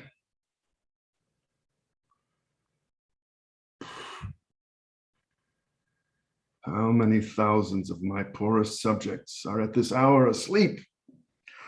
Oh, sleep, oh, gentle sleep. Nature's soft nurse, how have I frighted thee that thou no more wilt weigh my eyelids down and steep my senses in forgetfulness? Why rather sleep liest thou in smoky cribs, on uneasy pallets, stretching thee and hushed with buzzing night flies to thy slumber, than in the perfumed chambers of the great, under the canopies of costly state, and lulled with the sounds of sweetest melody? Oh, thou dull god, why liest thou with the viled and loathsome beds, and leaves the kingly couch a watch case or a common larum bell? Wilt thou, upon the high and giddy mast, seal up the shipboy's eyes, and rock his brains in the cradle of the rude imperious surge? And in the visitation of the winds, who takes the ruffian billows by the top, curling their monstrous heads, hanging them, deafening clamors in the slippery clouds, that with the hurly death itself awakes. Canst thou, O partial sleep, give thy repose to the wet sea boy in an hour so rude, and in the calmest and most stillest night, with all appliances and means to boot, deny it to a king? No. Then happy low lie down. Uneasy lies the head that wears the crown. Many good morrows to your majesty. Is it good morrow, lord? 'Tis 1 o'clock and past. Oh, why, then good morrow to you all, my lords. Have you read o'er the letters that I sent you? We have, my liege. Then you perceive the body of our kingdom, how foul it is, what rank diseases grow, and with what danger near the heart of it. It is but as a body yet distempered, which to its former strength may be restored, with good advice and little medicine, my lord Northumberland will soon be cooled. Oh, heaven, that one might read the book of fate and see the revolution of the times, make mountains level, and the continent, weary of solid firmness, melt itself into the sea, and other times to see the beachy girdle of the ocean, too wide for Neptune's hips. How chance mocks and change fills the cup of alteration with diverse liquors. 'Tis not 10 years gone since Richard and Northumberland, great friends, did feast together, and in 2 years after were they at war. It is but 8 years since this Percy was the man nearest my soul, who like a brother toiled in my affairs and laid his love and life under my foot, yet for my sake, even to the eyes of Richard, gave him defiance. But which of you was by? You, cousin Neville, as I may remember, when Richard, with his eye brimmed full of tears, then checked and rated by Northumberland, did speak these words, now proved a prophecy. Northumberland, thou ladder by which my cousin Bolingbroke ascends to my throne, though then heaven knows I had no such intent, but that necessity so bowed the state, that I and greatness were compelled to kiss. The time shall come, thus did he follow it, the time will come that foul sin gathering head shall break into corruption. So went on the foretelling these same times condition and the division of our amity. There is a history in all men's lives, figuring the nature of the times to cease, the which observed, a man may prophesy with a near aim of the main chance of things, as yet not come to life, which in their seeds and weak beginnings lie entreasured. Such things become the hatch and brood of time, and by the necessary forms of this, King Richard might create a perfect guess that great Northumberland, then false to him, would of that seed grow to a greater falseness, which should not find a ground to root upon unless on you. Are these things then necessities? Then let us meet them like necessities. And in that same word even now cries out on us. They say, the bishop and Northumberland are 50,000 strong. It cannot be, my lord. Rumor doth double, like the voice and echo, the numbers of the feared. Please it your grace to go to bed. Upon my life, my lord, the powers that you already have set forth shall bring this prize in very easily. To comfort you the more, I have received a certain instance that Glendower is dead. Your Majesty hath been this fortnight ill, and these unseasoned hours perforce must add unto your sickness. I will take your counsel. And were these inward wars once out of hand, we would, dear lords, unto that holy land. Paul, are you here yet? Paul?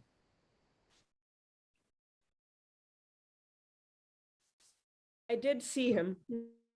Folks, I was going to take the break after this scene, but let's take it now to see if Paul shows up. If he doesn't, I need someone to read. Voilà, il est là. I beg your pardon? He's I'm there. Il est ici, formidable. What page are we on?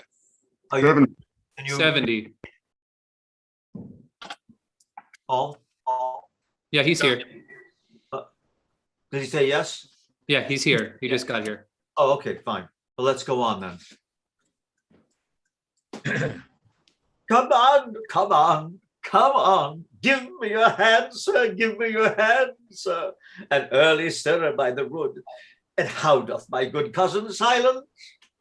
Good morrow, good cousin Shallow.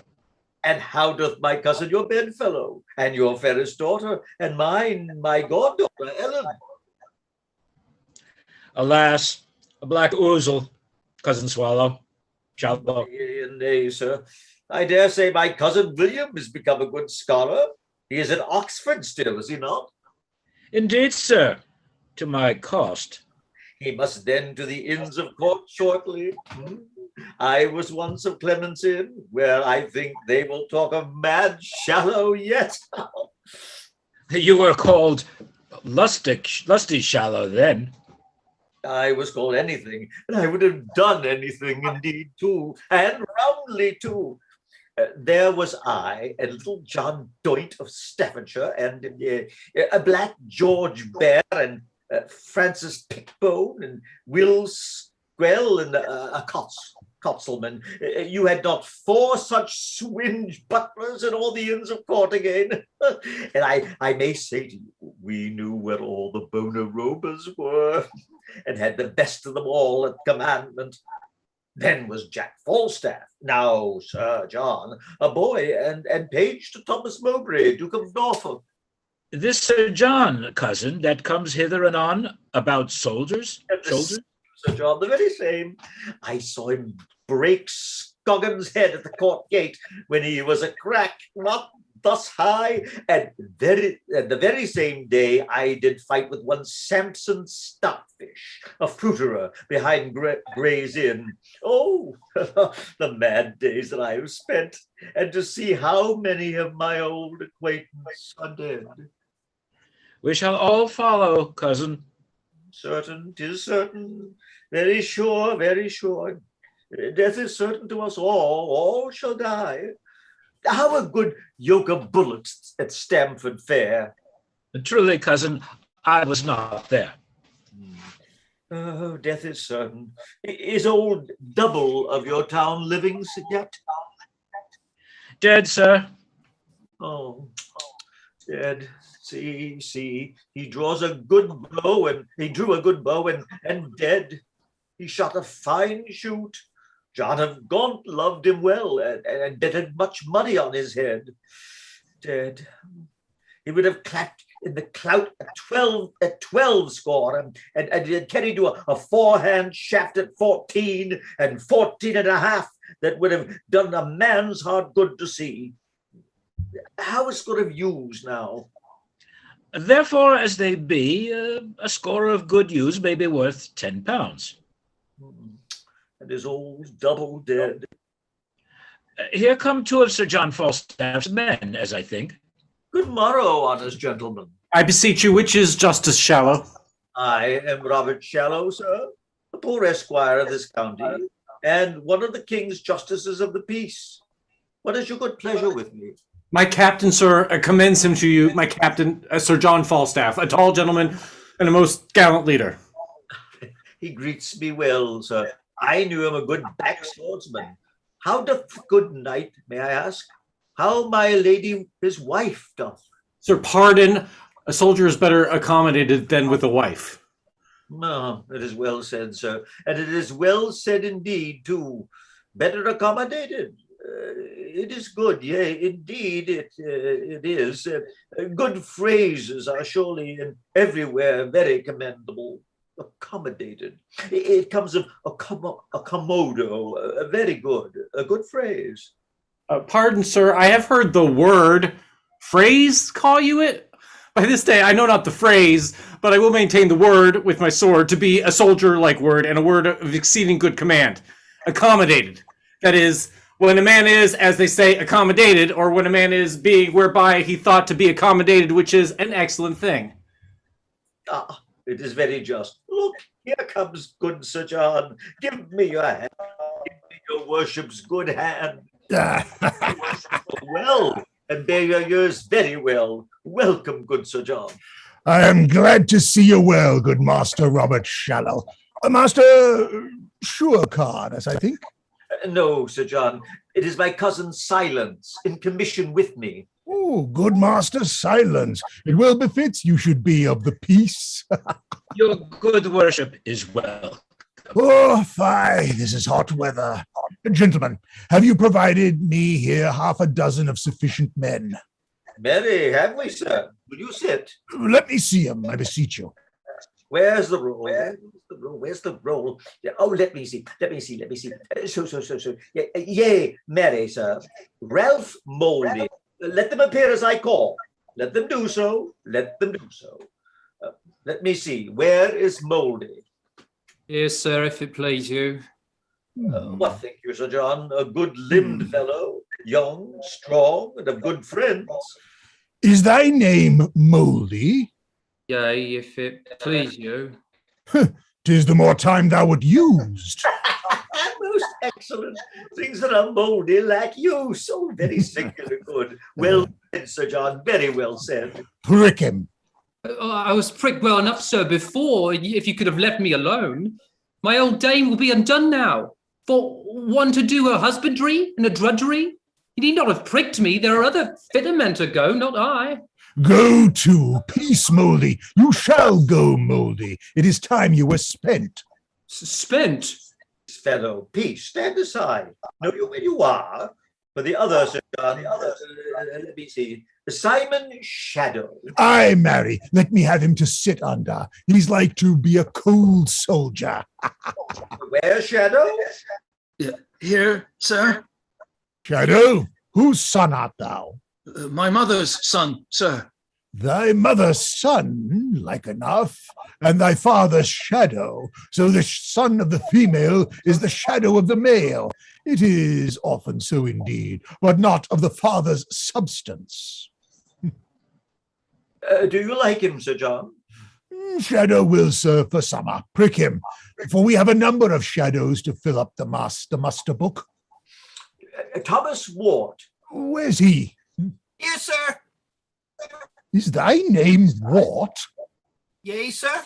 Oh, thou art a very ragged Wart. Shall I prick him down, Sir John? It were superfluous, for his apparel is built upon his back, and the whole frame stands upon pins. Prick him no more. You can do it, sir. You can do it. I commend you well. Francis Feeble. Here, sir. What trade art thou, Feeble? A woman's tailor, sir. Shall I prick him, sir? Shall I prick him? You may, but if he had been a man's tailor, he would have pricked you. Wilt thou make as many holes in an enemy's battle as thou hast done in a woman's petticoat? I will do my good will, sir.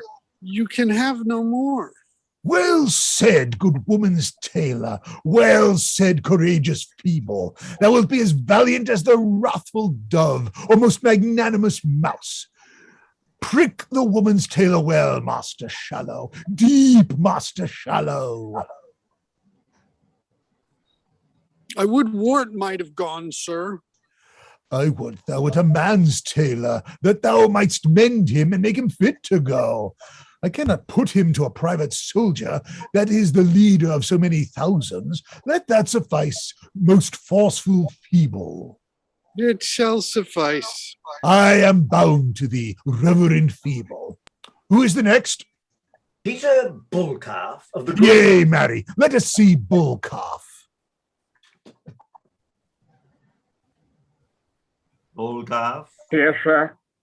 Trust me, a likely fellow. Come, prick me Bullcalf till he roar again. Oh, good, my lord captain. What?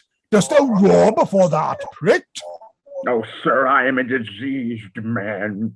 What disease hast thou? A horse on cold, sir, a cold, sir, which I caught with ringing in the king's affairs upon his coronation day, sir. Come, thou shalt go to the wars in a gown. We'll have away thy cold, and I will take such order that thy friends shall ring for thee. Is here all? There is 2 more called than your number. You must have but 4 here, sir. So I pray you, go in with me to dinner. Come, I will go drink with you, but I cannot tarry dinner. I am glad to see you in good truth, Master Shallow. Oh, Sir John, do you remember since we lay all night in the windmill in St. George's Field? No more of that, good Master Shallow. No more of that. The very night. Is Jane Nightwork alive? She lives, Master Shallow. She never could away with me. Oh, never, never. She would always say she could not abide Master Shallow. I could anger her to the heart. Roma, doth she own her own well? Old, Master Shallow. Nay, she must be old. She cannot choose but be old. Certain she's old. And had Robert Nightwork, my old Nightwork, before I came to Clemency Lynn.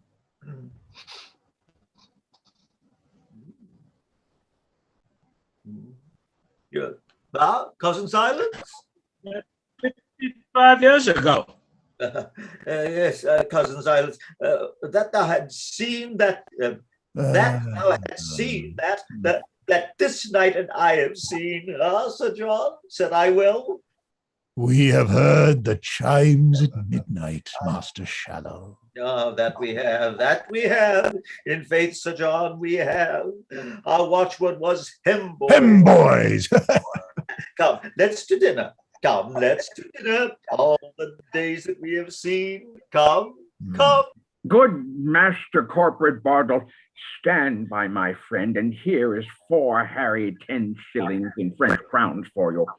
In very truth, sir, I had as lief be hanged, sir, as go, and yet, for mine own part, sir, I do not care, but rather, because I am unwilling, and for mine own part, I have desire to stay with my friends, else, sir, I did not care for mine own part so much.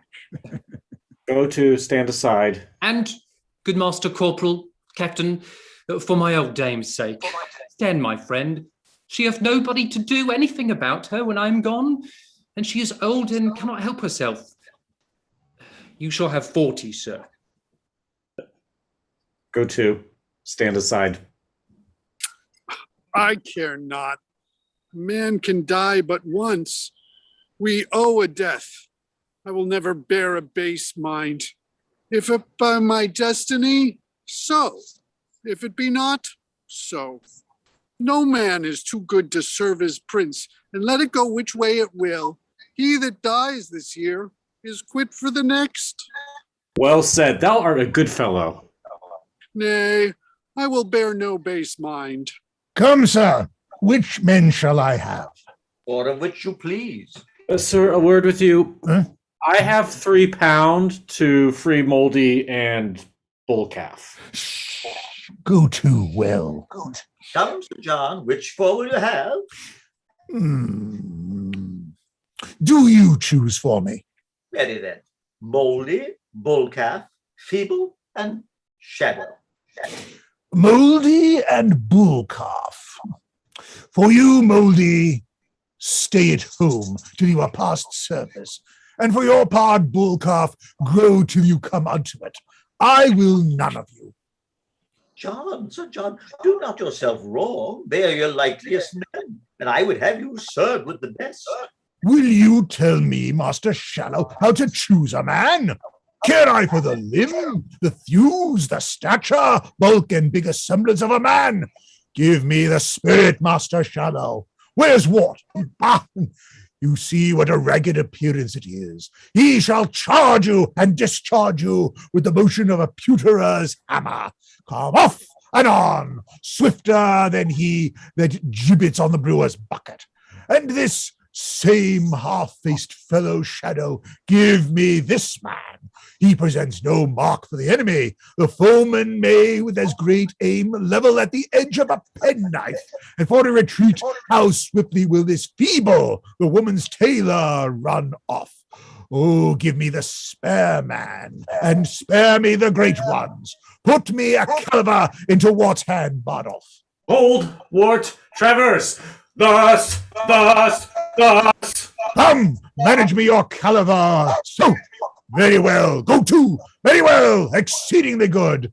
Oh, give me always a little lean old chopped ball shot. Well said, Wart. Thou art a good scab. Hold. There is a tester for thee. He is not his craftsman. He doth not do it right. I remember at Mile End Green, when I lay at Clement's Inn, I was then Daggett and Arthur's show. There was a little quiver fellow, and he would manage you his piece thus, and he went about and about, and come you in, rat-ta-ta, he would say, bounce, he would say, and away again he would go, and again he would come. I shall never see such a fellow. These fellows will do well, Master Shallow. Farewell, Master Silence. I will not use many words with you. Fare you well, gentlemen both. I thank you. I must a dozen mile tonight. Bardolph, give the soldiers coats. Sir John, heaven bless you and prosper your affairs, and send us peace. As you return, visit my house. Let our old acquaintance be renewed. Peradventure, I will with you to the court. I would you would, Master Shallow. Go to. I have spoke at a word. Fare you well. Fare you well, gentlemen. On, Bardolph, lead the men away. As I return, I will fetch off these justices.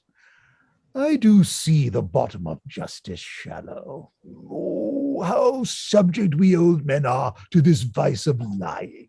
This same starved Justice hath done nothing but prate to me of the wildness of his youth and the feats he hath done about Turnbull Street, and every third word a lie, duer paid to the hearer than the Turk's tribute.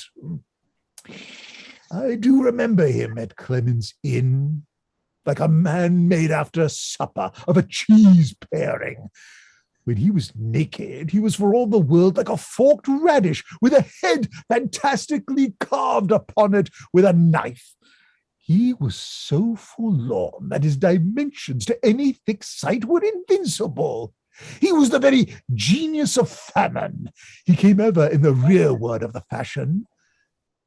And now is this Vice's dagger become a squire, and talks as familiarly of John of Gaunt as if he'd been sworn brother to him.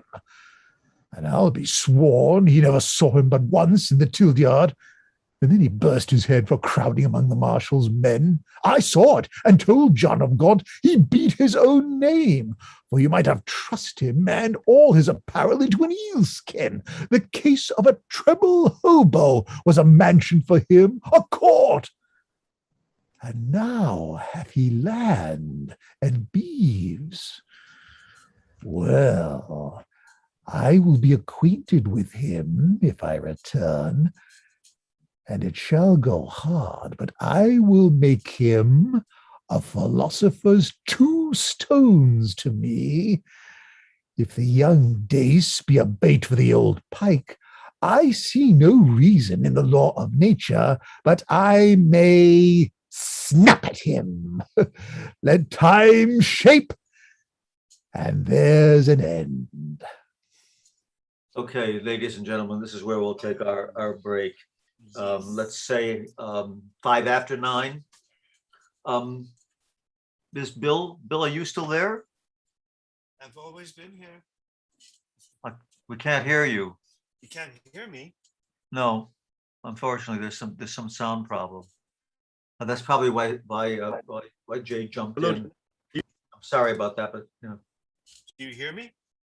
Barely. I hear you. Oh, sorry. Now do you hear me? Yes. Yes. Is that what happened before? You didn't hear me? Happened in... You were low sometimes. Yeah. Sorry. But other times you were not low. Well, thank you for taking over there, Lord Mowbray. Then You're All right, very welcome, Bill. I was saying, what's going on here? You double cast me. Yeah, I'm sorry. No, it's just Shay. I'm speaking here. Okay, now you can hear me. Sorry about that. Bye. Sorry about that. Okay. Well, Tony. My pottle of sack. Chew it up, boy. Chew up that scenery, man. The edges of my computer screen have got teeth marks. That's wonderful. That's a compliment. That's a compliment. You remember, Tony, the last time we did this, you were Bolingbroke. Oh, yeah, that's right. And you were Prince Hal, I think, at the time. Yeah. That was back at the 53rd Street Library. Yeah. That was one of the reasons why I decided to do it this evening when the issue came up. Yeah, why is my son older than I am? Where is he? I'm here. What did we lose? The Henry IV of Benjamin. It's the Benjamin Button of Henry IV. Gotten younger as you get older. Who's got the dog? I do. Actually, I've got 3 of them, so I'm just. They've actually been pretty good, in the earlier scenes. You've got 3 hounds? For the at the moment, I have my daughter's 2 because she's gone to Florida. What makes it worse is my wife left this morning for Seattle, so I'm here on my own with 3 dogs and a cat, and the dogs and the cat can't meet. I would find that paradox. So I have to open and close different doors at different times and put down different food in different places. It's exhausting. Yeah, but What are the dog names? I said to David earlier, I warned him about the dogs, and I said, on the other hand, you have to remember that there were dogs in England in the 1590s. They'd have been a great addition. They'd have been a great addition to the tavern scene. Boy, that was great, guys. Yeah, those were the 3 baiting sports. That was the time of the great baiting sports. Oh, and what was that thing about the cost of an erection? What is this? What is this? Well, don't forget that Doll Tearsheet is a lady of the evening. Yes. You think that was intentional? I think it was, and I think Shakespeare's audience would have gotten the joke right away. Well, I think there's a lot of sex in it. The whole thing about, Hal's in his first scene when he goes on about the tennis courts and the linen and the silk shirts. It's completely sexual. It's all about venereal disease.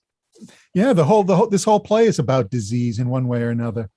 Yeah, well, look at the king. He's got leprosy, and the fish stinks from the head down. And don't forget Sir John. He's either got the gout or the pox. Or both. True. And I think I have a good guess as to who gave it to him. Well, the gout or the pox? Both. Because he tells Daltershi, "We catch of you, Dal. We catch of you." Yeah. Actually, I find that, again, listening to it now, especially as I sort of, I haven't had that much to do yet. I enjoy this play almost more than the first one. This is my favorite play in the lineup. Is it? It used to be my least favorite history play because I didn't get it. I was like, what is happening? There's all this stuff going on all over the place. We're wasting our time with all these characters. And now I love it. Yeah. Yeah, I don't think it's my favorite play, but I mean, it's up there. It's not my favorite Shakespeare play, but I think it's my favorite in this. In the history lineup. Yeah. Richard II's a close second, though. I feel like interestingly enough, that's changed. Richard II for me used to be the biggest bore ever written. But I think it's probably because too many actors try to sing it. Right. Well, Richard II, you're right. It kind of dulls you until they get to Westminster Hall. Yeah. Well, the denunciation scene. scene. Yeah. The deposition scene is quite amazing. Does anybody else think it's really interesting that they say Falstaff was paged to Sir Thomas Mowbray? Yeah. Well, he was. That was Mowbray's grandfather or so. Okay, do you know what? Do you know something that was really interesting, which it doesn't show up in Shakespeare, but I think has a great deal to do with it, which was that how Henry V was page boy to Richard II. Really? Yes. That's interesting too. Yeah. Yeah. I mean, that's one of the reasons he goes to war in France. Wow. Because he doesn't want to, and it's one of in the scene we've got coming up now when, when Ben will start talking about the skipping king, it was the other night. The skipping king was the other night. Yeah. But I mean, it's, that's one of the reasons why Hal had the image in front of him, because he knew all about the favorites, why he killed, why Harry kills Cambridge and Scrope, in the Southampton plot, cut it off before it gets too much. Yeah. I have a question. Why there is at the end after the play is, I guess, over, there's this epilogue that's in italics in the text of our version. What is that? David, why don't you speak to that? Because I know you have interesting theories and likes about it. I mean, supposedly the Queen loved the character of Falstaff so much because this epilogue does promise that Falstaff will further appear. Yeah. And I think that might be the reason why he put it in, so that the Queen would know that she's... No. He's not talking about the Merry Wives of Windsor. He's talking about Henry V. Falstaff was written into Henry V. Oh, right. The character of Pistol in Henry V was intended to be Falstaff. Right. But because of the lawsuit by Sir John Oldcastle family, Shakespeare had to rewrite the play and write Falstaff out of it, which is why he killed him off early on and created But the epilogue, what is the epilogue? So the epilogue here is not about the Merry Wives of Windsor. It's about Henry V. And it actually why is the epilogue in there? Well, they have to give the dancers something to do. Yeah. They're getting ready. They're getting ready to pinch and punch Sir John Falstaff in Windsor Great Forest. I heard that there's two different epilogues. I think, is this the one where both are written in there? There's one in verse and there's one spoken by a dancer. I've got both here. Yeah, I think I'm using this. So. Oh yeah. I've just seen in different editions. There's the one in prose that ends "Pray for the Queen." Yes, that's the one I've got here. Yeah, I've heard, and I don't know if this is true, just scholarly conjecture that was for the court performance of this play, and that for the public performances of this play, there's the first. It was just. What was it? I came across, and I used it in the anthology. There is an epilogue to something. What play is it? That was written especially for the Palace of Richmond, or the Palace of Sheen at Richmond, for a performance. What was the play? one of the histories that was done, and Shakespeare rewrote the epilogue for that. It wasn't this, but it was something else. So they did, they made it up as they went along. Yeah. Sorry to interrupt everybody, but it's 5 after. We Get going. Yeah, I'm afraid Are so. we on page 84? I'm sorry? Page number? Page number, just a moment. You are correct. It's 84. It's the bottom of Thank 84. Mm-hmm. As old as I feel. Oh, please. Do you hear me loud and clear? Yes. Yes. All right. Yeah. What is this forest called? 'Tis Galtree Forest, and please your grace. Here stand, my lords, and send discoverers forth to know the numbers of our enemies. We have sent forth already. 'Tis well done. My friends and brethren in these great affairs, I must acquaint you that I have received new dated letters from Northumberland. Their cold intent, tenure, and substance thus. Here doth he wish his person with such powers as might hold Sortons with his quality, the which he could not levy, whereupon he here is retired to ripe his growing fortunes to Scotland, and concludes in hearty prayers that our attempts may overlive the hazard and fearful meeting of their opposite. Thus do the hopes we have in him touch ground and dash themselves to pieces. Now, what news? West of this forest, scarcely off a mile, in goodly form, comes on the enemy. And by the ground they hide, I judge their number upon or near the rate of 30,000. The just proportion that we gave them out. Let us sway on and face them in the field. What well-appointed leader fronts us here? I think it is my Lord of Westmoreland. Health and fair greeting from our general, the Prince Lord John, and Duke of Lancaster. Say on, my lord of Westmoreland, in peace. What doth concern your coming? Then, my lord, unto your grace do I in chief address the substance of my speech. If that rebellion came like itself in base and abject routs, led on by bloody youth, guarded with rage, and countenanced by boys and beggary, I say, if damned commotion so appear in his true native and most proper shape, you, Reverend Father, and these noble lords had not been here to dress the ugly form of base and bloody insurrection with your fair honors. You, Lord Archbishop, whose see is by a civil peace maintained, whose beard the silver hand of peace hath touched, whose learning and good letters Peace had tutored, whose white investments figure innocence, the dove and very blessed spirit of peace. Wherefore do you so ill translate yourself out of the speech of peace that bears such grace into the harsh and boisterous tongue of war, turning your books to graves, your ink to blood, your pens to lances, and your tongue divine to a loud trumpet and a point of war? Wherefore do I do this? So the question stands. Briefly to this end, we are all diseased, and with our suffering and wanton hours have brought ourselves unto the burning fever, and we must bleed for it, if which disease our late King Richard, being infected, died.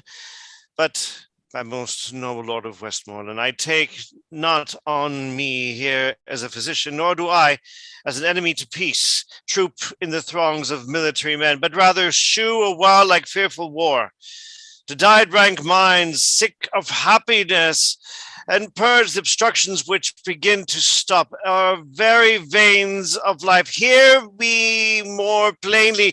I have an equal balance justly weighed, what wrongs our arms may do, what wrongs we suffer, and find our griefs heavier than our offenses.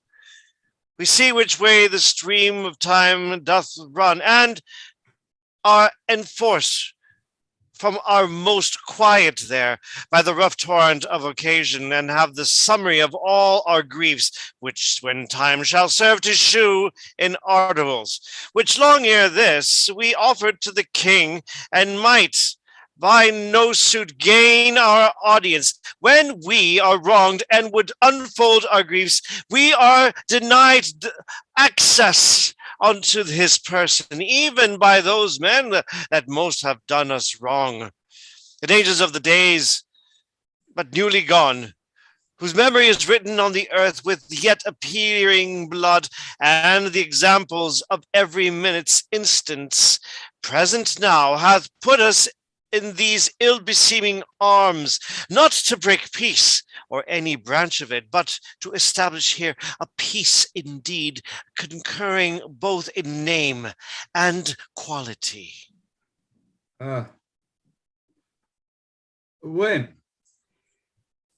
Whenever yet was your appeal denied? Wherein have you been told by the king? What peer hath been suborned to grate on you that you should seal this lawless bloody book of forged rebellion with a seal divine? My brother general, in the Commonwealth I make quarrel in particular. There is no need of any such redress, or if there were, it not belongs to you. Why not to him in part, and to us all that feel the bruises of the days before, and suffer the condition of these times, to lay a heavy and unequal hand upon our honors? Oh, my good Lord Mowbray, construe the times to their necessities, and you shall say, indeed, it is the time, and not the king that doth you injuries. Yet, for your part, it not appears to me, either from the king or in the present time, that you should have an inch of any ground to build a grief on. Were you not restored to all the Duke of Norfolk's seigneuries, your noble and right well-remembered fathers? What thing in honor had my father lost that need to be revived and breathed in me? The king that loved him as the state stood then was perforce compelled to banish him, and then that Henry Bolingbroke and he being mounted and both roused in their seats, their neighing coursers daring of the spur, their armed staves in charge, their beavers down, their eyes of fire sparkling through the sights of steel, and the loud trumpet blowing them together, then,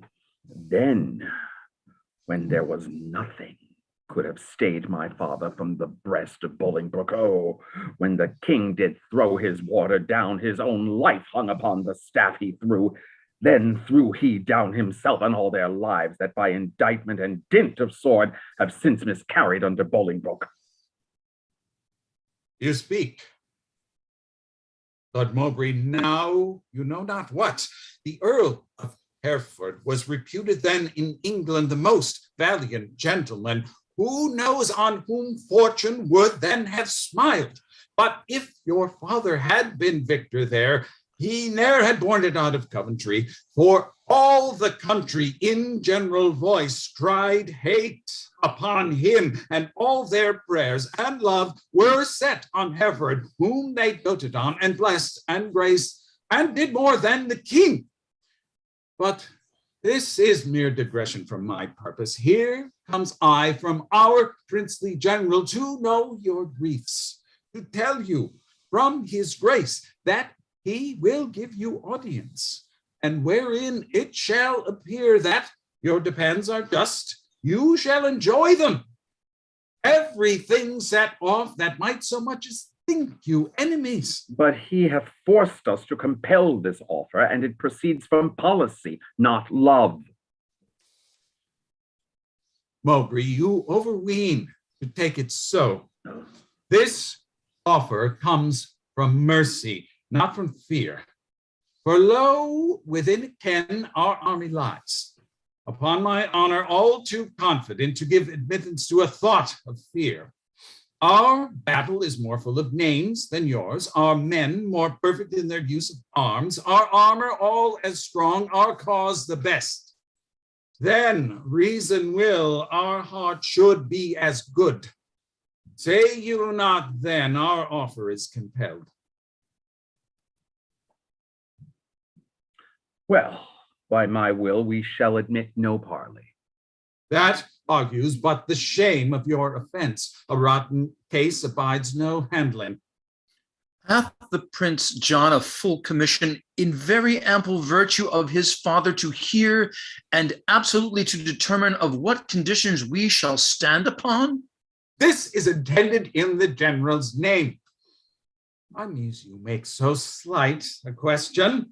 And take, my Lord Westmoreland, the schedule, for this contains our general grievances. Each several article herein redressed, all members of our cause, both here and hence, that are insinued to this action, acquitted by true substantial form and present execution of our wills, to us and to our purposes confined. We come within our awful banks again, and knit our powers to the arm of peace. So, this will I show the general. Please your lords, in sight of both our battles, we may meet at either end in peace, which heaven so frame, or to the place of difference call the swords, which must decide it. My lord, we will do so. There is a thing within my bosom tells me that no conditions of our peace can stand. Fear you not, that if we can make our peace upon such large terms and so absolute, as our conditions shall consist upon, our peace shall stand as firm as rocky mountains. Aye, but our valuation shall be such that every slight and false derived cause, yea, every idle, nice, and wanton reason shall to the king taste of this action. That were our royal faiths martyrs in love, we shall be winnowed with so rough a wind that even our corn shall seem as light as chaff, and good from bad find no partition. No, my lord. Note this, the king is weary of dainty and such picking grievances, for he hath found to end one doubt by death revives two greater in the heirs of life. And therefore will he wipe his tables clean and keep no telltale to his memory that may repeat and history his loss to new remembrance. For full well he knows he cannot so precisely weed this land as his misdoubts present occasion. His foes are so enrooted with his friends that plucking to infix an enemy, he doth unfasten so and shake a friend, so that this land, like an offensive wife that hath enraged him on to offer strokes as he is striking, holds his infant up and hangs resolved correction in the arm that was upreared to execution. Besides, the king hath wasted all his rods on late offenders, that he now doth lack the very instruments of chastisement, so that his power, like to a Fangley's lion, may offer but not hold. 'Tis very true, and therefore be assured, my good Lord Marshal, if we do not make our atonement well, our peace will, like a broken limb untied, or a broken limb united, grow stronger for the breaking. Be it so. Here is returned my Lord of Westmoreland. The prince is here at hand. Pleases your lordship to meet his grace, just distance between our armies. Your grace of York, in heaven's name, then forward. Before I greet his grace, my lord, we come. You are well encountered here, my cousin Mowbray. Good day to you, gentle Archbishop, and so to you, Lord Hastings, and to all. My Lord of York, it better showed with you when that your flock, assembled by the bell, encircled you to hear with holy reverence your exposition on a holy text, than now to see you here an iron man, cheering a rout of rebels with your drum, turning the word to sword and life to death. that man that sits within the monarch's heart and ripens in the sunshine of his favor, would he abuse the countenance of the king? Alack, what mischiefs might he set abroach in shadow of such greatness? With you, Lord Bishop, it is even so. Who hath not heard it spoken, how deep you were within the books of heaven? To us, the speaker of his parliament, to us, the imagined voice of heaven itself, the very opener and intelligencer between the grace, the sanctities of heaven, and our dull workings. Oh, who shall believe but you misuse the reverence of your place, employ the countenance and grace of heaven as a false favorite doth his prince's name in deeds dishonorable?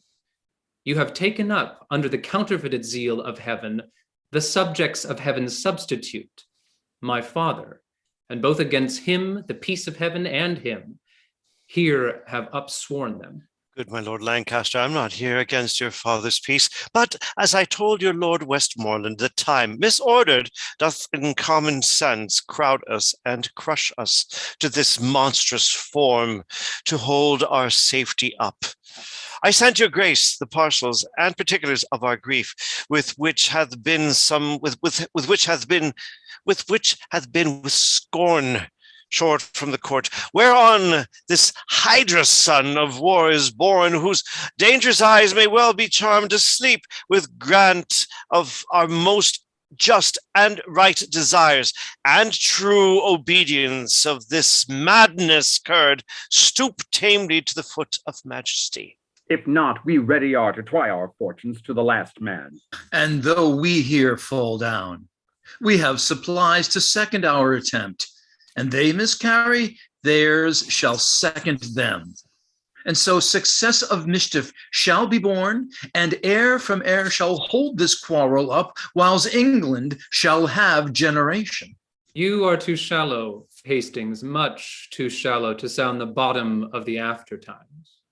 Pleaseth your grace to answer them directly. How far forth you do like their articles? I like them all, and do allow them all, and swear here, by the honor of my blood, my father's purposes have been mistook, and some about him have too lavishly rested his meaning and authority. My lord, these griefs shall be with speed redressed. Upon my life they shall. If this may please you, discharge your powers unto their several counties, as we will ours. And here, between the armies, let's drink together friendly, and embrace that all their eyes may bear those tokens home of our restored love and amity. I take your princely word for these redresses. I give it you, and will maintain my word, and thereupon I drink unto your grace. Go, Captain, and deliver to the army this news of peace. Let them have pay and part. I know it will well please them. Hie thee, Captain. To you, my noble Lord Westmoreland. I pledge your grace. And if you knew what pains I have bestowed to breathe this present peace, you would drink freely, but my love to you shall show itself more openly hereafter. I do not doubt you. I am glad of it. Health, my lord, and gentle cousin Mowbray. You wish me health in that very happy season, for I am on the sudden something ill. Against ill chances men are very merry, but heaviness forerunners the good event. Therefore be merry, cause, since sudden sorrow serves to say thus, some good things come tomorrow. Believe me, I'm passing light in spirit. So much the worse, if your own rule be true. The word of peace is rendered. Hark how they show it. This had been cheerful after victory. A peace is of the nature of a conquest, for then both parties nobly are subdued, and neither party loser. Go, my lord, and let our army be discharged too. And my good lord, so please you, let our trains march by us, that we may peruse the men we should have coped withal.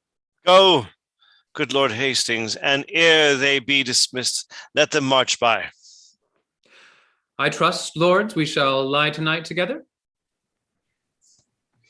Now, cousin, wherefore stands our army still? The leaders having charge from you to stand will not go off until they hear you speak. They know their duties. Our army is dispersed. Like youthful steers unyoked, they took their course east, west, north, south, or like a school broke up, each hurries towards his home and sporting place. Good tidings, my lord Hastings, for the which I do arrest thee, traitor of high treason, and you, Lord Archbishop, and you, Lord Mowbray, of capital treason. I attach you both. Is this proceeding just and honorable? Is your assembly so?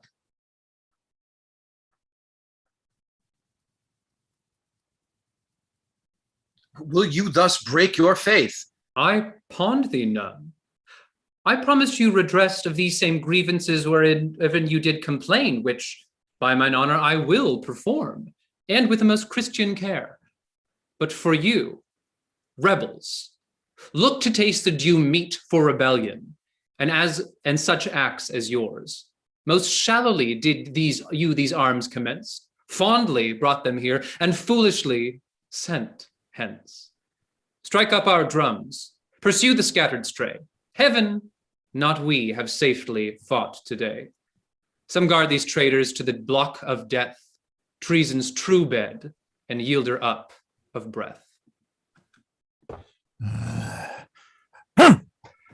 What's thy name? What's your name? Sir, of what condition are you? And of what place, I pray? I am a knight, sir, and my name is Colville of the Dale. Well then, Colville is your name, a knight is your degree, and your place the Dale. Colville shall still be your name, a traitor your degree, and the dungeon your place. A place deep enough, so shall you be still, Colville of the Dale. Are not you Sir John Falstaff? As good a man as he, sir, whoe'er I am. Do ye yield, sir, or shall I sweat for you? If I do sweat, they're the drops of thy lovers, and they weep for thy death. Therefore, rouse up fear and trembling, and do observance to my mercy. I think you are Sir John Falstaff, and in that thought yield me. I have a whole school of tongues in this belly of mine, and not a tongue of them all speaks any other word but my name. And I had but a belly full of any indifferency. I was simply the most active fellow in Europe. My womb undoes me. Here comes our general. The heat has passed. Follow no further now. Call in the powers, good cousin Westmoreland. Now, Falstaff, where have you been all this while? When everything is ended, then you come. These tardy tricks of yours will, on my life, one time or other, break some gallows back. I would be sorry, my lord, but it should be thus. I never knew yet but rebuke and check was the reward of valor. Do you think me a swallow, an arrow, or a bullet? Have I in my poor and old motion the expedition of thought? I have speeded hither with a very extremest inch of possibility. I have founded 90 and odd posts, and here, travel tainted as I am, have in my pure and immaculate valor taken Sir John Colville of the Dale, a most furious knight and valorous enemy. But what of that? He saw me and yielded, that I may justly say with the hook-nosed fellow of Rome, I came, saw, and overcame. It was more of his courtesy than your deserving. I know not. Here he is, and here I yield him. And I beseech your grace, let it be booked with the rest of this day's deeds, or I swear I will have it in a particular ballad with mine own picture on the top of it, Colville kissing my foot. To the which course, if I be enforced, if you do not all show like gilt tuppences to me, and I in the clear sky of fame o'ershine you as much as the full moon doth the cinders of the element which show like pins' heads to her, believe not the word of the noble. Therefore, let me have right, and let desert mount. Thine's too heavy to mount. Let it shine then. Thine's too thick to shine. Let it do something, my good lord, that may do me good, and call it what you will. Is thy name Colville? It is, my lord. A famous rebel art thou, Colville? And a famous true subject took him. I am, my lord, but as my betters are, that led me hither. Had they been ruled by me, you should have won them dearer than you have. I know not how they sold themselves, but thou, like a kind fellow, gavest thyself away, and I thank thee for thee. Have you left pursuit? Retreat is made and execution stayed. Send Colville with his confederates to York to present execution. Blunt, lead him hence, and see you guard him sure. And now dispatch we toward the court, my lords. I hear the king, my father, is sore sick. Our news shall go before us to his majesty, which, cousin, you shall bear to comfort him. And we with sober speed will follow you. My lord, I beseech you, give me leave to go through Gloucestershire. And when you come to court, stand, my good lord, pray, in your good report. Fare you well, Falstaff. I, in my condition, shall better speak of you than you deserve. I would you had the wit. 'Twere better than your dukedom. Good faith, this same young, sober-blooded boy doth not love me, nor a man cannot make him laugh. But that's no marvel. He drinks no wine. There's never any of these demure boys come to any proof, for thin drink doth so overcool their blood, and making so many fish meals, that they fall into a kind of male green sickness. And then when they marry, they get wenches. They are generally fools and cowards, which some of us should be too, but for inflammation.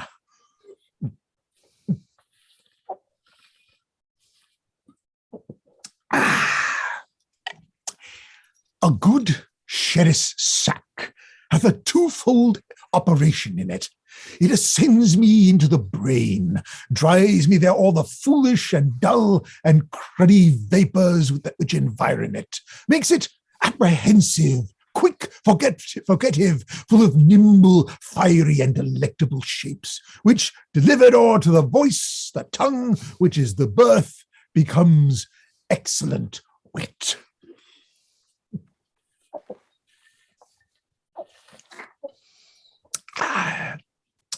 The second property of your excellent Sherris is the warming of the blood, which before cold and settled left the liver white and pale, which is the badge of pusillanimity and cowardice. But the Sherris warms it and makes it course from the inwards to the parts extremes. It illuminated the face, which as a beacon gives warning to all the rest of this little kingdom man to arm.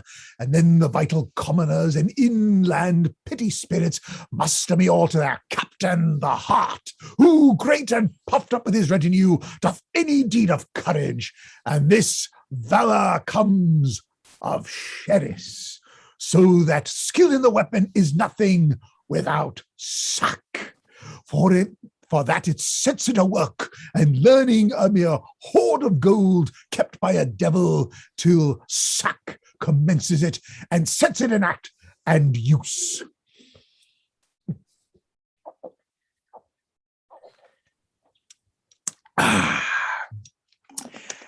Hereof comes it that Prince Harry is valiant, for the cold blood he did naturally inherit of his father, he hath, like lean, sterile, and bare land, manured, husbanded, and tilled with excellent endeavour of drinking good and good store of fertile Sherris, that he has become very hot and valiant.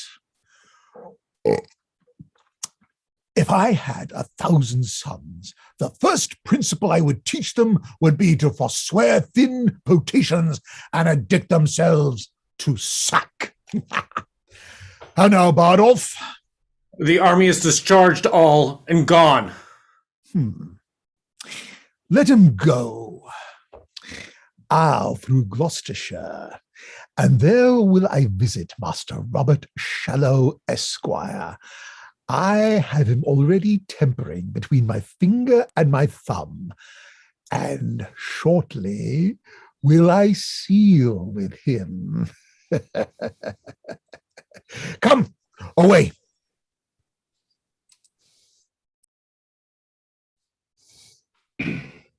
Now, lords, if heaven doth give successful end to this debate that bleedeth at our doors, we will our youth lead on to higher fields and draw no swords but what are sanctified. Our navy is addressed, our power collected, our substitutes in absence well invested, and everything lies level to our wish. Only we want a little personal strength, and pause us till these rebels now afoot come underneath the yoke of government. Both which we doubt not, but your majesty shall soon enjoy. Humphrey, my son of Gloucester, where's the prince, your brother?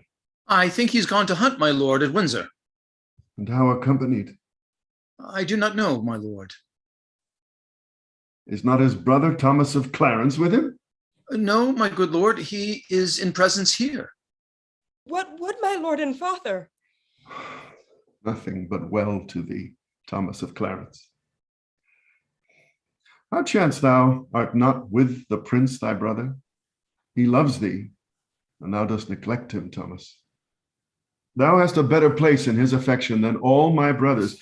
Cherish it, my boy, and noble offices thou mayest effect of mediation after I am dead, between his greatness and thy other brethren. Therefore, omit him not, blunt not his love, nor lose the good advantage of his grace by seeming cold or careless of his will. For he is gracious if he be observed. He hath a tear for pity and a hand open as day for melting charity. Yet notwithstanding being incensed, he's flint, as humorous as winter, and as sudden as flaws congealed in the spring of day. His temper therefore must be well observed. Chide him for faults, do it reverently. When you perceive his blood inclined to mirth, but being moody, give him line and scope, till that his passions, like a whale on ground, confound themselves with working. Learn this, Thomas, and thou shalt prove a shelter to thy friends, a hoop of gold to bind thy brothers in, that the united vessels of their love, mingled with the venom of suggestion, as force perforce the age will pour it in, shall never leak, though it do work as strong as aconitum or rash gunpowder. I shall observe him with care and love. Why art thou not at Windsor with them, Thomas? He is not there today. He dines in London. And how accompanied? Canst thou tell me that? With Poins and other his continual followers. Most subject is the fattest soil to weeds, and he, the noble image of my youth, is overspread with them. Therefore my grief stretches itself beyond the hour of death. The blood weeps from my heart when I do shape in forms imaginary the unguided days and rotten times that you shall look upon when I am sleeping with my ancestors. For when his headstrong riot hath no curb, when rage and hot blood are his counselors, when meanness and lavish manners meet together, oh, what wings shall his affections fly towards fronting peril and opposed decay. My gracious lord, you look beyond him quite. The prince but studies his companions like a strange tongue, wherein to gain the language 'tis needful that the most immodest word be looked upon and learned, which, when attained, your highness knows, comes to no farther use but to be known and hated. So, like gross terms, the prince will, in the performance of time, cast off his followers and their memory, shall as a pattern or a measure live, by which his grace must meet the lives of others, turning past evils to advantages. 'Tis seldom when the bee doth leave her comb and the dead carrion. Who's here, Westmoreland? Yes, health to my sovereign, and new happiness added to that I am to deliver. Prince John, your son doth kiss your grace's hand. Mowbray, the bishop, Scroop, Hastings, and all are brought to the correction of your law. There is not now a rebel's sword unsheathed, but peace puts forth her olive everywhere. Here, at more leisure, may your highness read with every course in his particular. Westmoreland, thou art a summer bird, which ever in the haunch of winter sings, the lifting up of day. Look, here's more news. From enemies, heaven keep your majesty, and when they stand against you, may they fall, as those that I am come to tell you of, the Earl Northumberland and the Lord Bardolph, with a great power of English and of Scots, are by the Sheriff of Yorkshire overthrown. The manner and true order of the fight this packet, please you, contains at large. And wherefore should these good news make me sick? Will fortune never come with both hands full, but write her fair words still in foulest letters? She either gives a stomach and no food, such are the poor in health, or else a feast and takes away the stomach, such are the rich that have abundance and enjoy it not.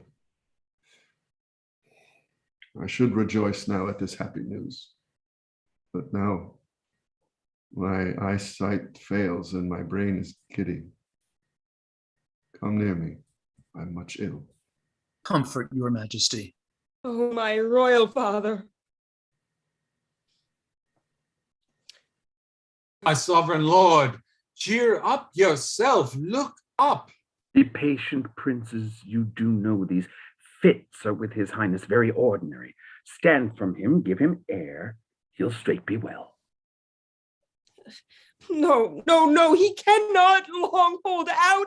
These pangs, the incessant care, and the labor of his mind hath wrought the mure that should confine it in. So thin that life looks through and will break out.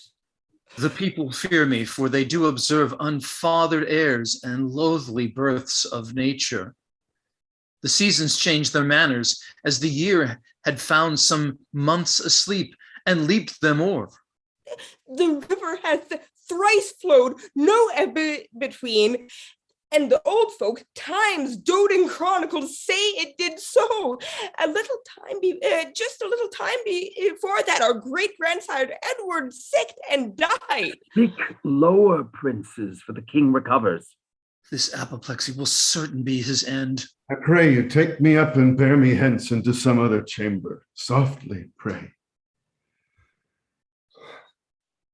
Let there be no noise made, my gentle friends, unless some dull and favorable hand will whisper music to my weary spirit. Call for the music in the other room. Set me the crown upon this pillow here.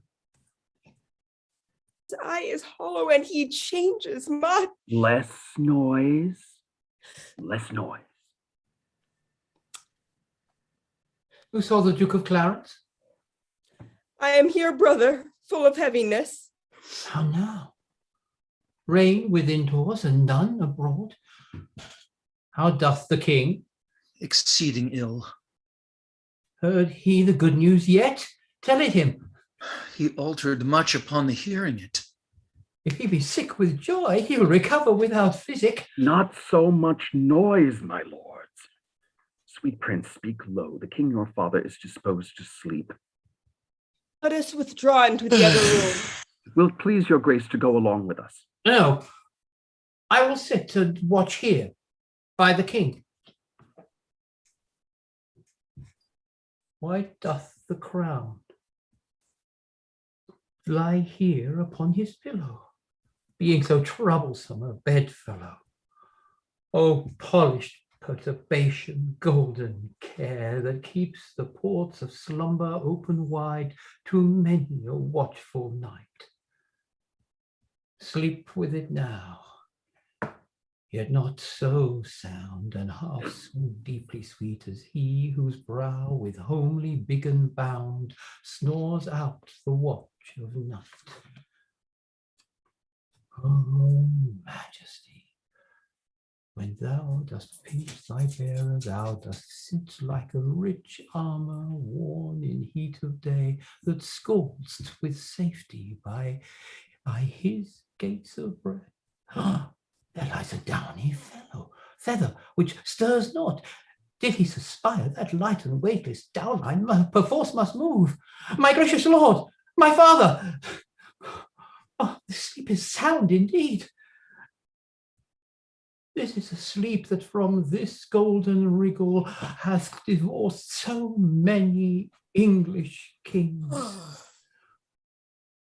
Thy due from me is tears and heavy sorrows of the blood, which nature, love, and filial tenderness shall, O dear father, pay thee plenteously. My due from thee is this imperial crown, which, as immediate from thy place and blood, derives itself to me. Lo, here it sits, which heaven shall guard, and put the world's whole strength in one giant arm. It shall not force this lineal honor from me. This from thee will I to mine leave, as 'tis left to me.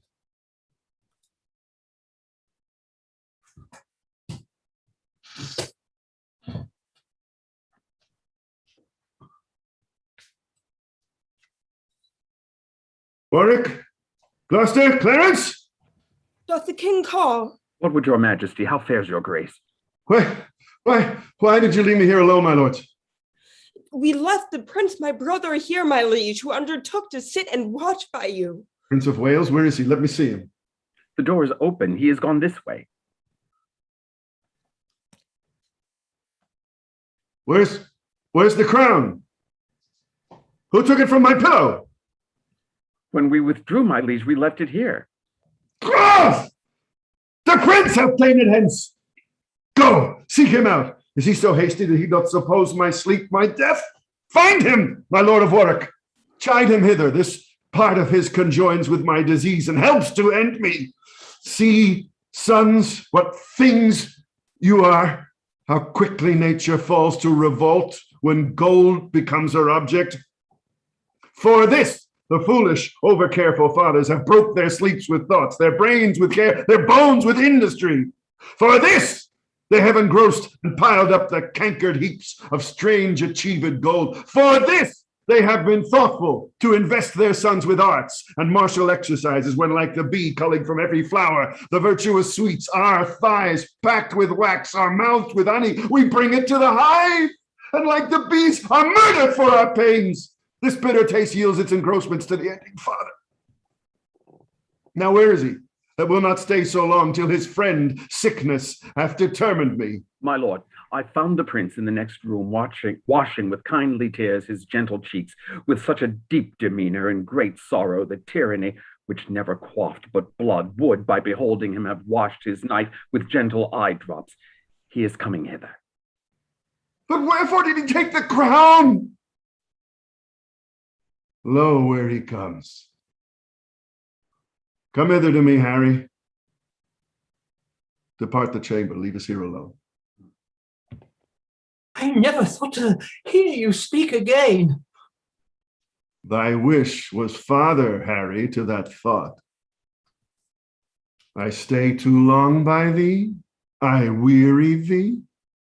Dost thou so hunger for my empty chair that thou wilt needs invest thee with mine honors before thy hour be ripe? Oh, foolish youth! Thou seekst the greatness that will overwhelm thee. Stay but a little, for my cloud of dignity is held from falling with so weak a wind that it will quickly drop. My day is dim. Thou hast stolen that which after some few hours were thine without offense, and at my death thou hast sealed up my expectation. Thy life did manifest, thou lov'st me not, and thou wilt have me die assured of it. Thou hidst 1,000 daggers in thy thoughts, which thou hast whetted on thy stony heart, to stab at half an hour of my life. What? Canst thou not forbear me half an hour? And get thee gone and dig my grave thyself, and bid the merry bells ring to thy ear that thou art crowned, not that I am dead. Let all the tears that should bedew my hearse be drops of balm to sanctify thy head. Only compound me with forgotten dust. Give that which gave thee life unto the worms, pluck down my offices, break my decrees, for now is a time is come to mock at form. Henry V is crowned. Up vanity, down royal state. All you sage counselors hence, and to the English court assemble now from every region, apes of idleness. How neighbor confines purge you of your scum. Have you a ruffian that will swear? Drink, dance, revel the night, rob, murder, and commit the oldest sins, the newest kinds of ways. Be happy, he will trouble you no more. England shall double gild his treble guilt. England shall give him office, honor, might. For the 5th Harry from curbed license plucked.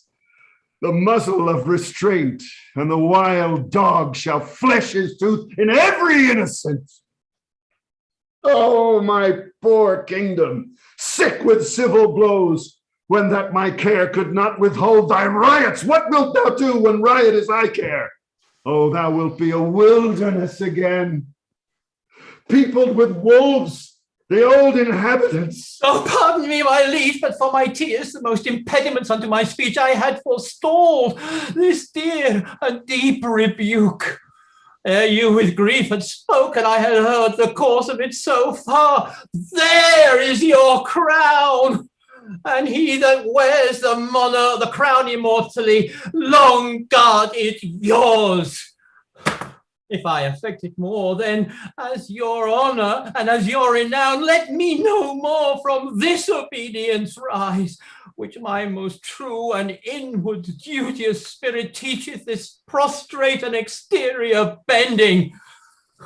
Heaven witness with me when I came in and found no course of breath within your majesty, how cold it struck my heart.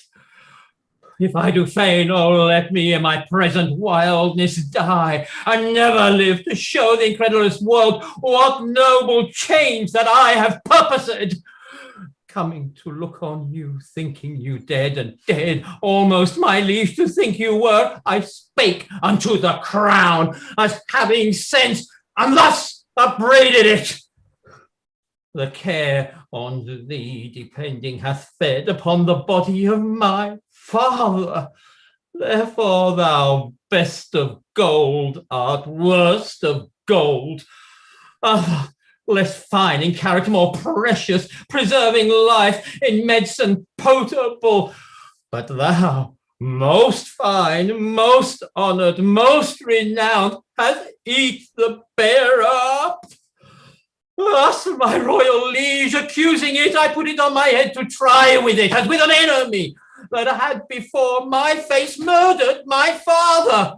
The quarrel of a true inheritor, but if it did infect my blood with joy, or swell my thoughts to any strain of pride, if any rebel for vain spirit of mine did with the least affection of a welcome give entertainment to the might of it, let heaven forever keep it from my head, and make me as the poorest vassal that doth with awe and terror kneel to it. Oh, my son, heaven put it in thy mind to take it hence, that thou mightst join the more thy father's love, pleading it so wisely in excuse of it. Come hither, Harry. Sit thou by my bed. And here, I think, the very latest counsel that I shall ever breathe. Heaven knows, my son, by what bypaths and indirect crooked ways I met this crown, and I myself know well how troublesome it sat upon my head. To thee it shall descend with better quiet, better opinion, better confirmation, for all the soil of the achievement goes with me into the earth. It seemed in me but as an honor snatched with boisterous hand, and I had many living to upbraid my gain of it by their assistances, which daily grew to quarrel and to bloodshed, wounding supposed peace. All these bold fears thou seest with peril I have answered. For all my reign hath been but as a scene acting that argument. And now my death changes the mood. For what in me was purchased falls upon thee in more fairer sort. So thou the garland wear'st successively, yet though thou standst more sure than I could do, thou art not firm enough, since griefs are green, and all thy friends which thou must make thy friends have but their stings and teeth newly taken out, by whose fell working I was first advanced, and by whose power I might well lodge a fear to be again displaced, which to avoid, I cut them off, and had a purpose now to lead them out, many to the Holy Land, lest rest and lying still might make them look too near unto my state. Therefore, my Harry, be it thy course to busy giddy minds with foreign quarrels, that action hence borne out may waste the memory of the former days. More would I, but my lungs are wasted so that strength of speech it utterly denied me. How I came by the crown, oh heaven forgive, and grant it may with thee in true peace live. My gracious liege, you won it, wore it, kept it, gave it me. Then plain and right must my possession be, which I with more than with a common pain gainst all the world will rightfully maintain. Look, look, here comes my John of Lancaster. Health, peace, and happiness to my royal father. Thou bringst me happiness and peace, son John. But health, alack, with youthful wings is flown from this bare withered trunk. Upon thy sight, my worldly business makes a period. Where is my Lord of Warwick? My Lord of Warwick!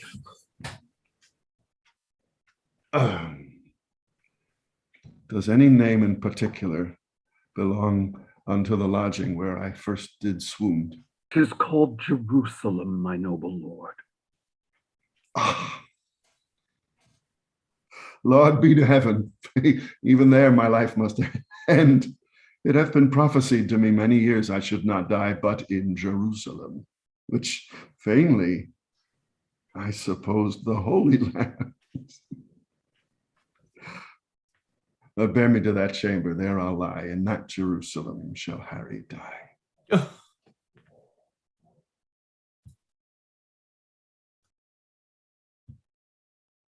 By cock and pie, you shall not away tonight.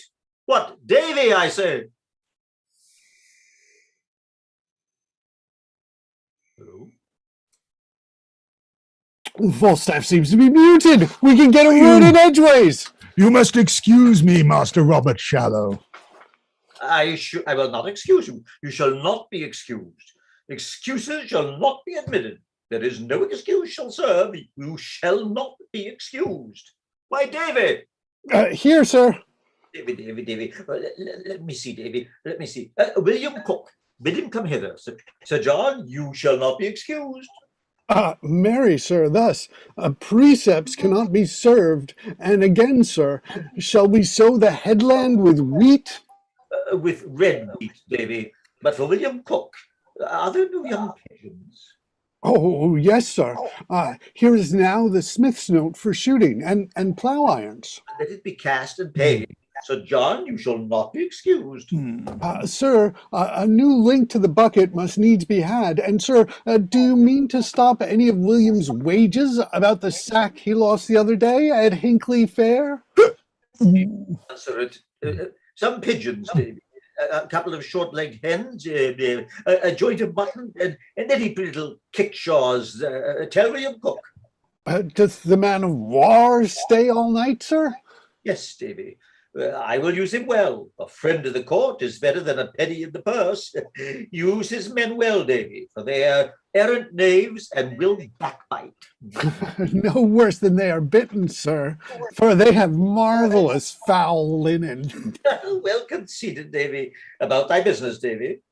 I beseech you, sir, to countenance William, Visor of Wincot, against Clement, Perks of the Hill.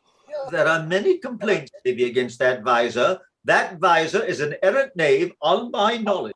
I grant your worship that he is a knave, sir. But heaven forbid, sir, but a knave should have some countenance at his friend's request. An honest man, sir, is able to speak for himself when a knave is not. I have served your worship truly these 8 years, and if I cannot once or twice in a quarter bear out a knave against an honest man, I have very little credit with your worship. The knave is mine honest friend, sir, therefore I beseech your worship, let him be countenanced. Those two, I say, you shall have no wrong. Look about, Davy. Where are you, Sir John? Come off with your boots. Give me your hand, Master Bardolph. I am glad to see your worship. I thank thee with all my heart, kind Master Bardolph, and welcome my tall fellow. Come, Sir John. I'll follow you, good Master Robert Shallow. Bardolph, look to our horses. If I was sewed into quantities, I should make 4 dozen of such bearded hermits, staves, as Master Shallow. It is a wonderful thing to see the semblable coherence of his men's spirits and his. They, by observing of him, do bear themselves like foolish justices. He, by conversing with them, is turned into a justice-like servingman. Their spirits are so married in conjunction with the participation of society that they flock together in consent like so many wild geese.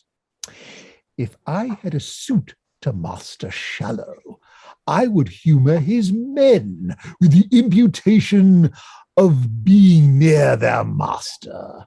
If to his men, I would curry with Master Shallow that no man could better command his servants. It is certain that either wise bearing or ignorant carriage is caught, as men take diseases one of another. Therefore, let men take heed of their company. I will devise matter enough out of this Shallow to keep Prince Harry in continual laughter, the wearing out of 6 passions, which is 4 terms or 2 actions, and he shall laugh with intervallums. Oh, it is much that a lie with a slight oath and a jest with a sad brow will do with a fellow that never had the ache in his shoulders. Oh, you shall see him laugh till his face be like a wet cloak ill-laid up. Sir John! Oh, I come, Master Shallow! I come, Master Shallow! How now, my Lord Chief Justice, whither away? How doth the king? Exceeding well. His cares are now all ended. I hope not dead. He's walked the way of nature, and to our purposes he lives no more. I would his majesty had called me with him. The service that I truly did his life has left me open to all injuries. Indeed, I think the young king loves you not. I know he doth not. And to arm myself to welcome the condition of the time, which cannot look more hideously upon me than I have drawn it in my fantasy. And here comes the heavy issue of dead Harry. Oh, that the living Harry had the temper of him, the worst of these 3 gentlemen. How many nobles then should hold their places that must strike sail to spirits of wild sort? Alas, I fear all will be overturned. Good morrow, cousin Warwick. Good morrow. Good morrow, cousin. We meet like men that had forgot how to speak. We do remember, but our argument is all too heavy to admit much talk. Well, peace be with him that hath made us heavy. Peace be with us, lest we be heavier. Good my lord, you have lost a friend indeed, and I dare swear you borrow not that face of seeming sorrow. It is sure your own. Though no man be assured what grace to find, you stand in coldest expectation. I am the sorrier, would 'twere otherwise. Well, you must now speak, Sir John Falstaff fair, which swims against your stream of quality. Sweet princess, what I did in honor, led by the imperial conduct of my soul. And never shall you see that I will beg a ragged and forestalled remission. In truth and upright innocency, if truth and upright innocency fail me, I'll to the king, my master that is dead, and tell him who hath sent him after me. Here comes the prince. Good morrow, and heaven save your majesty. This new and gorgeous garment, Majesty, sits not so easy on me as you think. Brothers, you mix your sadness with some fear. This is the English, not the Turkish court. Not Amura, and Amura succeeds, but Harry. Yet be sad, good brothers, for to speak truth, it very well becomes you. Sorrow so royally in you appears that I will deeply put the fashion on and wear it in my heart.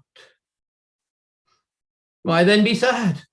But entertain no more of it, good brothers, than a joint burden laid upon us all. For me, by heaven, I bid you be assured, I'll be your father and your brother too. But let me but bear your love. I'll bear your cares. But weep that Harry's dead, and so will I. But Harry lives, that shall convert those tears by number into hours of happiness. We hope no other. Hope no other from your majesty. No other. You all look strangely on me, and you most. You are, I think, assured I love you not. I am assured, if I be measured rightly, your majesty hath no just cause to hate me. No. How might a prince of my great hopes forget so great indignities you laid upon me? What? Raped, rebuke, and roughly sent to prison the immediate heir of England? Was this easy?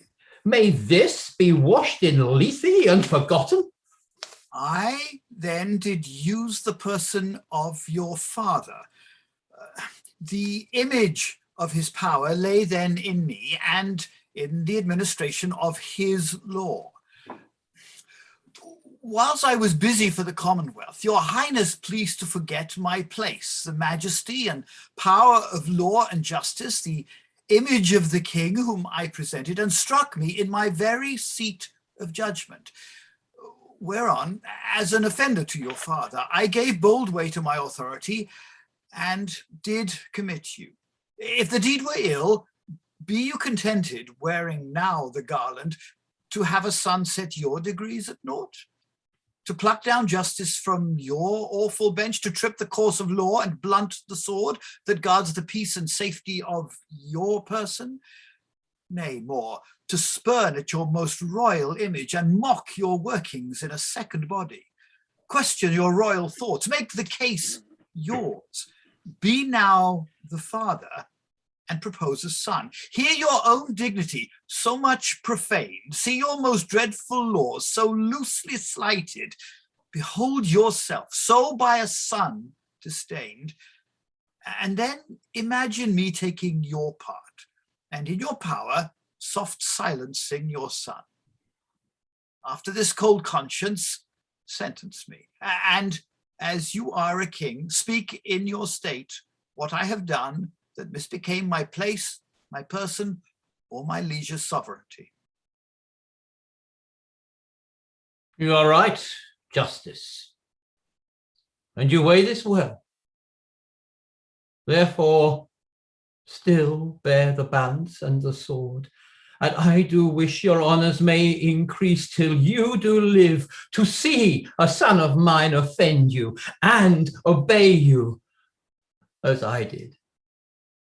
So shall I live to speak my father's words. Happy am I that have a man so bold that dares do justice on my proper son. And no less happy having such a son that would deliver up his greatness so into the hands of justice. You did commit me, for which I do commit into your hand the unstained sword that you have used to bear, with this remembrance, that you use the same with the like bold, just, and impartial spirit as you have done against me. There is my hand. You shall be as a father to my youth. My voice shall sound as you do prompt mine ear, and I will stoop and humble my intent to your well-practiced, wise directions. And princes all, believe me, I beseech you, my father is gone wild into his grave, for in his tomb lie my affections, and with his spirits sadly I survive to mock the world of expectation, to mock the expectation of the world, to frustrate prophecies, and to race out rotten opinion, who hath written me down after my seeming. The tide of blood in me hath proudly flowed in vanity, till now. Now doth it turn and ebb back to the sea, where it shall mingle with the state of floods and flow henceforth in formal majesty. Call we our high court of parliament, and let us choose such limbs of noble council that the great body of our state may go in equal rank with the best governed nation, that war or peace or both at once may be as things acquainted and familiar to us, in which you, Father, shall have foremost hand.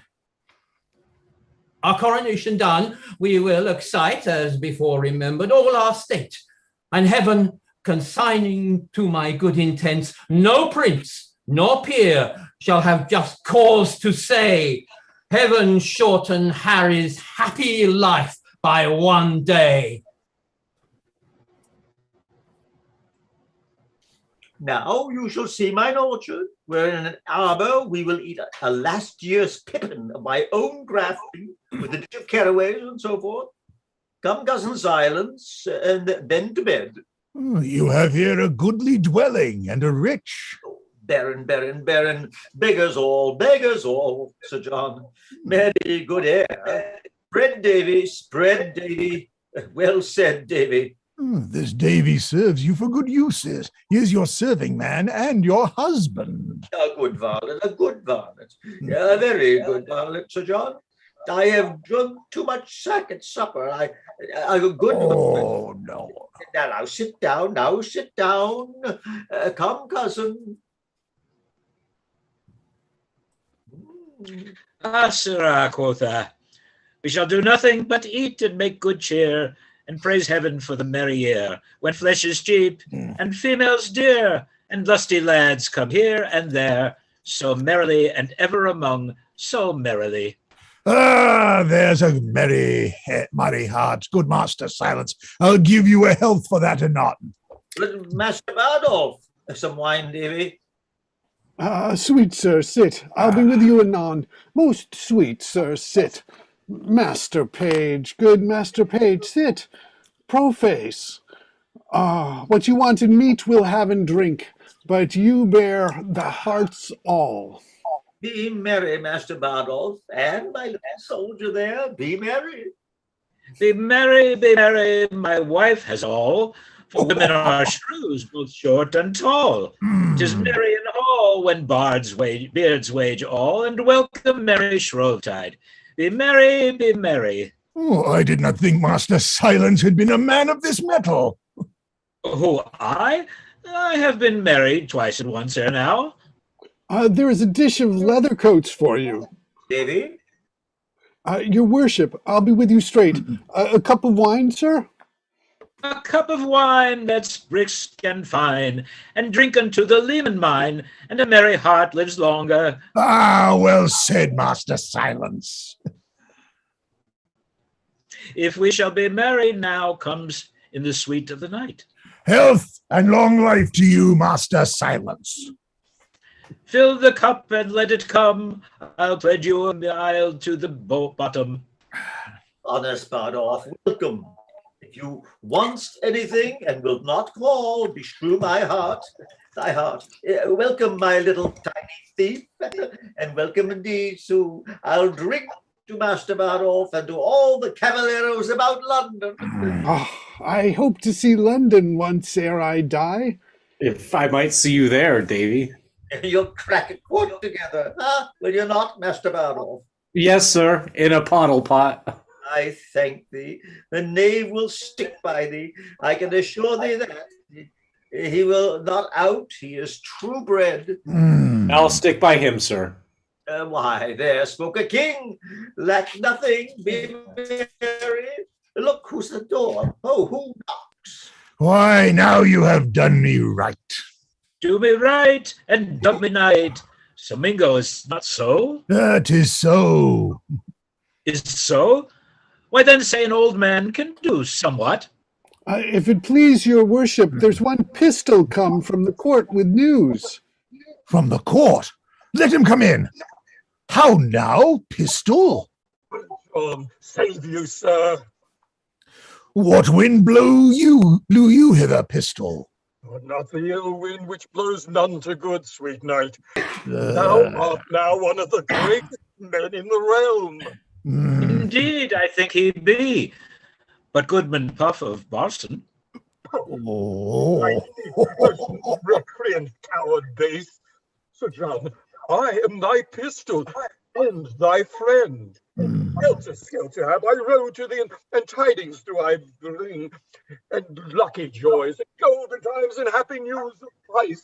I prithee now deliver them like a man of this world. A fortress for the world, and worldlings base of Africa, and golden joys. O base Assyrian knight, what is thy news? Let King Coventher know the truth thereof. And Robin Hood, Scarlet, and John. Shall dunghill cures confront Helicons, and shall good news be baffled? Then pistol lay thy head in furious laugh. Gentlemen, I know not your breeding. Well, then lament therefore. Give me pardon, sir. If, sir, you come with news from the court, I take it, there is but two ways, either to utter them or to conceal them. I am, sir, under the king's authority, under the king in some authority. Under which king? Bezonian, speak or die. Under King Harry. Harry the Fourth or Harry the Fifth? Harry the Fourth. A fortress on thine office, Sir John. Thy tender lambkin now is king. Henry the Fifth's the man, I speak the truth. When pistol lies through this and fig me like the bragging Spaniard. What? Is the old king dead? Nail in door. The things I speak are just. Away, Bardolph. Saddle my horse. Master Robert Shallow, choose what office thou wilt in the land, it is thine. Pistol, I will double charge thee with dignities. Oh, joyful day, I would not take a knighthood for my fortune. I bring good news. Carry Master Silence to bed. Master Shallow, my Lord Shallow, be what thou wilt. I am Fortune's steward. Get on thy boots. We'll ride all night. Oh, sweet pistol. Away, Bardolph. Come, Pistol, utter more to me, and withal devise something to do thyself good. Boot, Master Shallow. I know the young king is sick for me. Let us take any man's horse. The laws of England are at my commandment. Happy are they who have been my friends, and woe to my Lord Chief Justice. Red vultures will disease on his lungs also. Where's the life that late I led, say they? Why, here it is. Welcome those pleasant days. No, thou errant knave. Would I might die, that I might have thee hanged. Thou hast drawn my shoulder out of joint. The constables have delivered her over to me, and she shall have whipping cheer enough, I warrant. There hath been a man or two lately killed about her. Nuthook, you lie! Oh, come on, I'll tell thee what, thou damned trip-visaged rascal! If the child I now grow with miscarry, thou hadst better thou hadst struck thy mother, thou paper-faced villain! Oh, that Sir John were come, he would make this a bloody day to somebody. But I would the fruit of her womb might miscarry. If it's due, you shall have a dozen of cushions again. You have but 11 now. Come, I charge you both go with me, for the man is dead that you and Pistol beat among you. I'll tell thee what, thou thin man in a censer, I will have you as soundly swinged for this. You blue-bottled rogue, you filthy famished correctioner, if you be not swinged, I'll forswear half-colonels. Come, you she-knight errant, come. Oh, that right should thus overcome might. Well, of sufferance comes ease. Come, you rogue, come, bring me to justice. Yes, come, you starved bloodhound. Good man Death, good man Bones. Thou anatomy, thou. Come, you thin thing, come, you rascal. Very well. More rushes. The trumpets have sounded twice. It will be 2 of the clock ere they come from the coronation. Stand here by me, Master Robert Shallow. I will make the king do you grace. I will leer upon him as he comes by, and do but mark the countenance that he will give me. My lungs, good night. Oh, come here, Pistol. Stand behind me. Oh, if I had had time to have made new liveries, I would have bestowed the £1,000 I borrowed of you. But it is no matter. This poor show shall do better. This doth infer the zeal I had to see him. It doth so. It shows my earnestness and affection. It doth so. My devotion. It doth. As it were, to ride day and night, and not to deliberate, not to remember, not to have patience to shift me.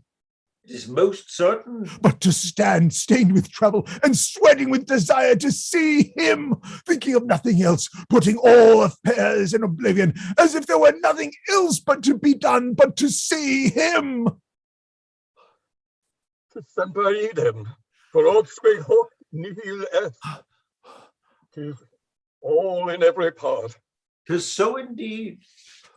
My knight, I will inflame thy noble liver and make thee rage. Thy dull, and Helen, thy noble thoughts is in base durance and contagious prison. Hold thither by the most mechanical and dirty hand. Rouse up revenge from Ebenen with fell elector's snake, for Doll is in. Pistol speaks naught but troth. I will deliver her. There roared the sea, and trumpet clang of sounds. Save thy grace, King Hal, my royal Hal! The heavens thee guard, and keep most royal imp of fame. Save thee, my sweet boy! My Lord Chief Justice, speak to that vain man. Have you your wits? Know you what 'tis you speak? My king, my Jove, I speak to thee, my heart. I know thee not, old man. Fall to thy prayers. How ill white hairs become a fool and jester. I have long dreamed of such a kind of man, so surfeit swelled, so old and so profane. But being awake, I do despise my dream. Make less thy body, hence and more thy grace. Leave gormandizing, know the grave doth gape for thee, thrice wider than for other men. Reply not to me with full-born jest. Presume not that I am the thing I was. For heaven doth know, so shall the world perceive, that I have turned away my former self. So will I those that kept me company. When thou dost hear I am as I have been, approach me, and thou shalt be as thou wast, the tutor and feeder of my riots. Till then I banish thee on pain of death, as I have done with the rest of my misleaders, not to come near our person by 10 mile. For competence of life, I will allow you that lack of means enforce you not to evil. And as we hear you do reform yourselves, we will, according to your strengths and qualities, give you advancement. And be it your charge, my lord, to see performed the tenure of our word. Set on.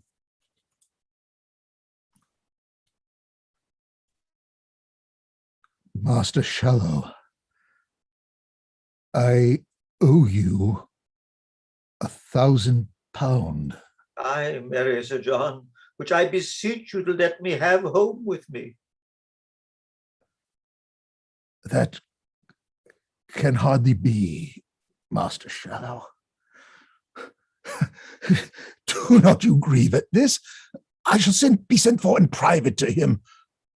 Look you, he must seem thus to the world.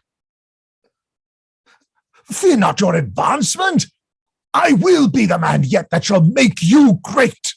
I cannot well perceive how, unless you should give me your doublet and stuff me out with straw. I beseech you, good Sir John, let me have 500 of my 1,000. Sir, I will be as good as my word.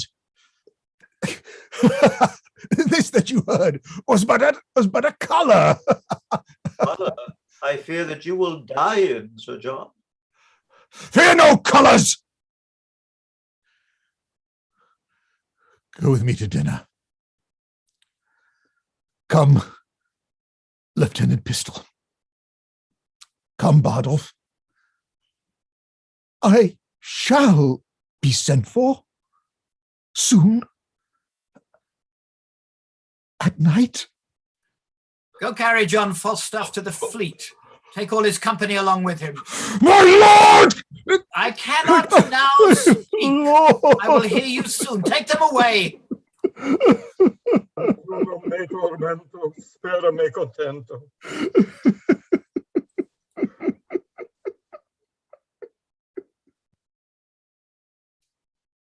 I like this fair proceeding of the king's. He hath intent his wanted followers shall be very well provided for, but all are banished, till their conversations appear more wise and modest to the world. And so they are. The king hath called his parliament, my lord. He hath. I'll lay odds that ere this year expire, we bear our civil swords and native fire as far as France. I hear a bird so sing, whose music, to my thinking, pleased the king. Come, will you hence?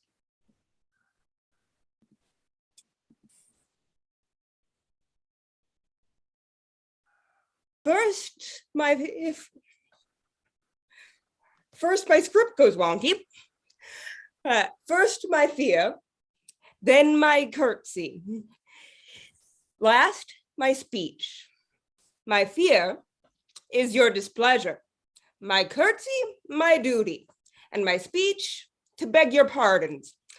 If you look for a good speech now, you undo me. For what I have to say is of my own making, and what indeed I should say will, I doubt, prove mine own marring. But to the purpose, and so to the venture. be it known to you, as it is very well, I was lately here in the end of a displeasing play to pray your patience for it and to promise you better. I did mean indeed to pay you with this, which if like an ill venture it come unluckily home, I break and you, my gentle creditors, lose. Here I promised you I would be, and here I commit my body to your mercies. Bate me some, and I will pay you some. And as most debtors do, promise you infinitely. If my tongue cannot entreat you to acquit me, will you command me to use my legs? And yet that were but light payment to dance for your debt. But a good conscience will make any possible satisfaction, and so will I. And all the gentlemen here have forgiven me. If the gentleman will not, then the gentlemen do not agree with the gentlewoman, which was never seen here before in such an assembly. One word more, I beseech you. If you be not too much cloyed with fat meat, our humble author will continue the story with Sir John in it and make you marry with the fair Catherine of France, where, for anything I know, Falstaff shall die of a sweat unless he already be killed with your hard opinions. For Oldcastle died a martyr, and this is not the man. My tongue is weary when my legs are too. I will bid you good night, and so kneel down before you, but indeed to pray for the queen.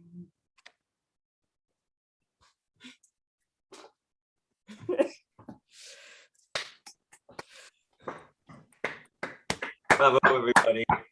Yes, well done. Very well done. Thank you all so much. Guys. It was, yeah. That was great, man. It always kills me when the king rejects Falstaff. And that scene was great, guys. Thank you. Thank you. Guys, I'm telling you, I had tears in my eyes. You too. You mean we were that bad? Good job.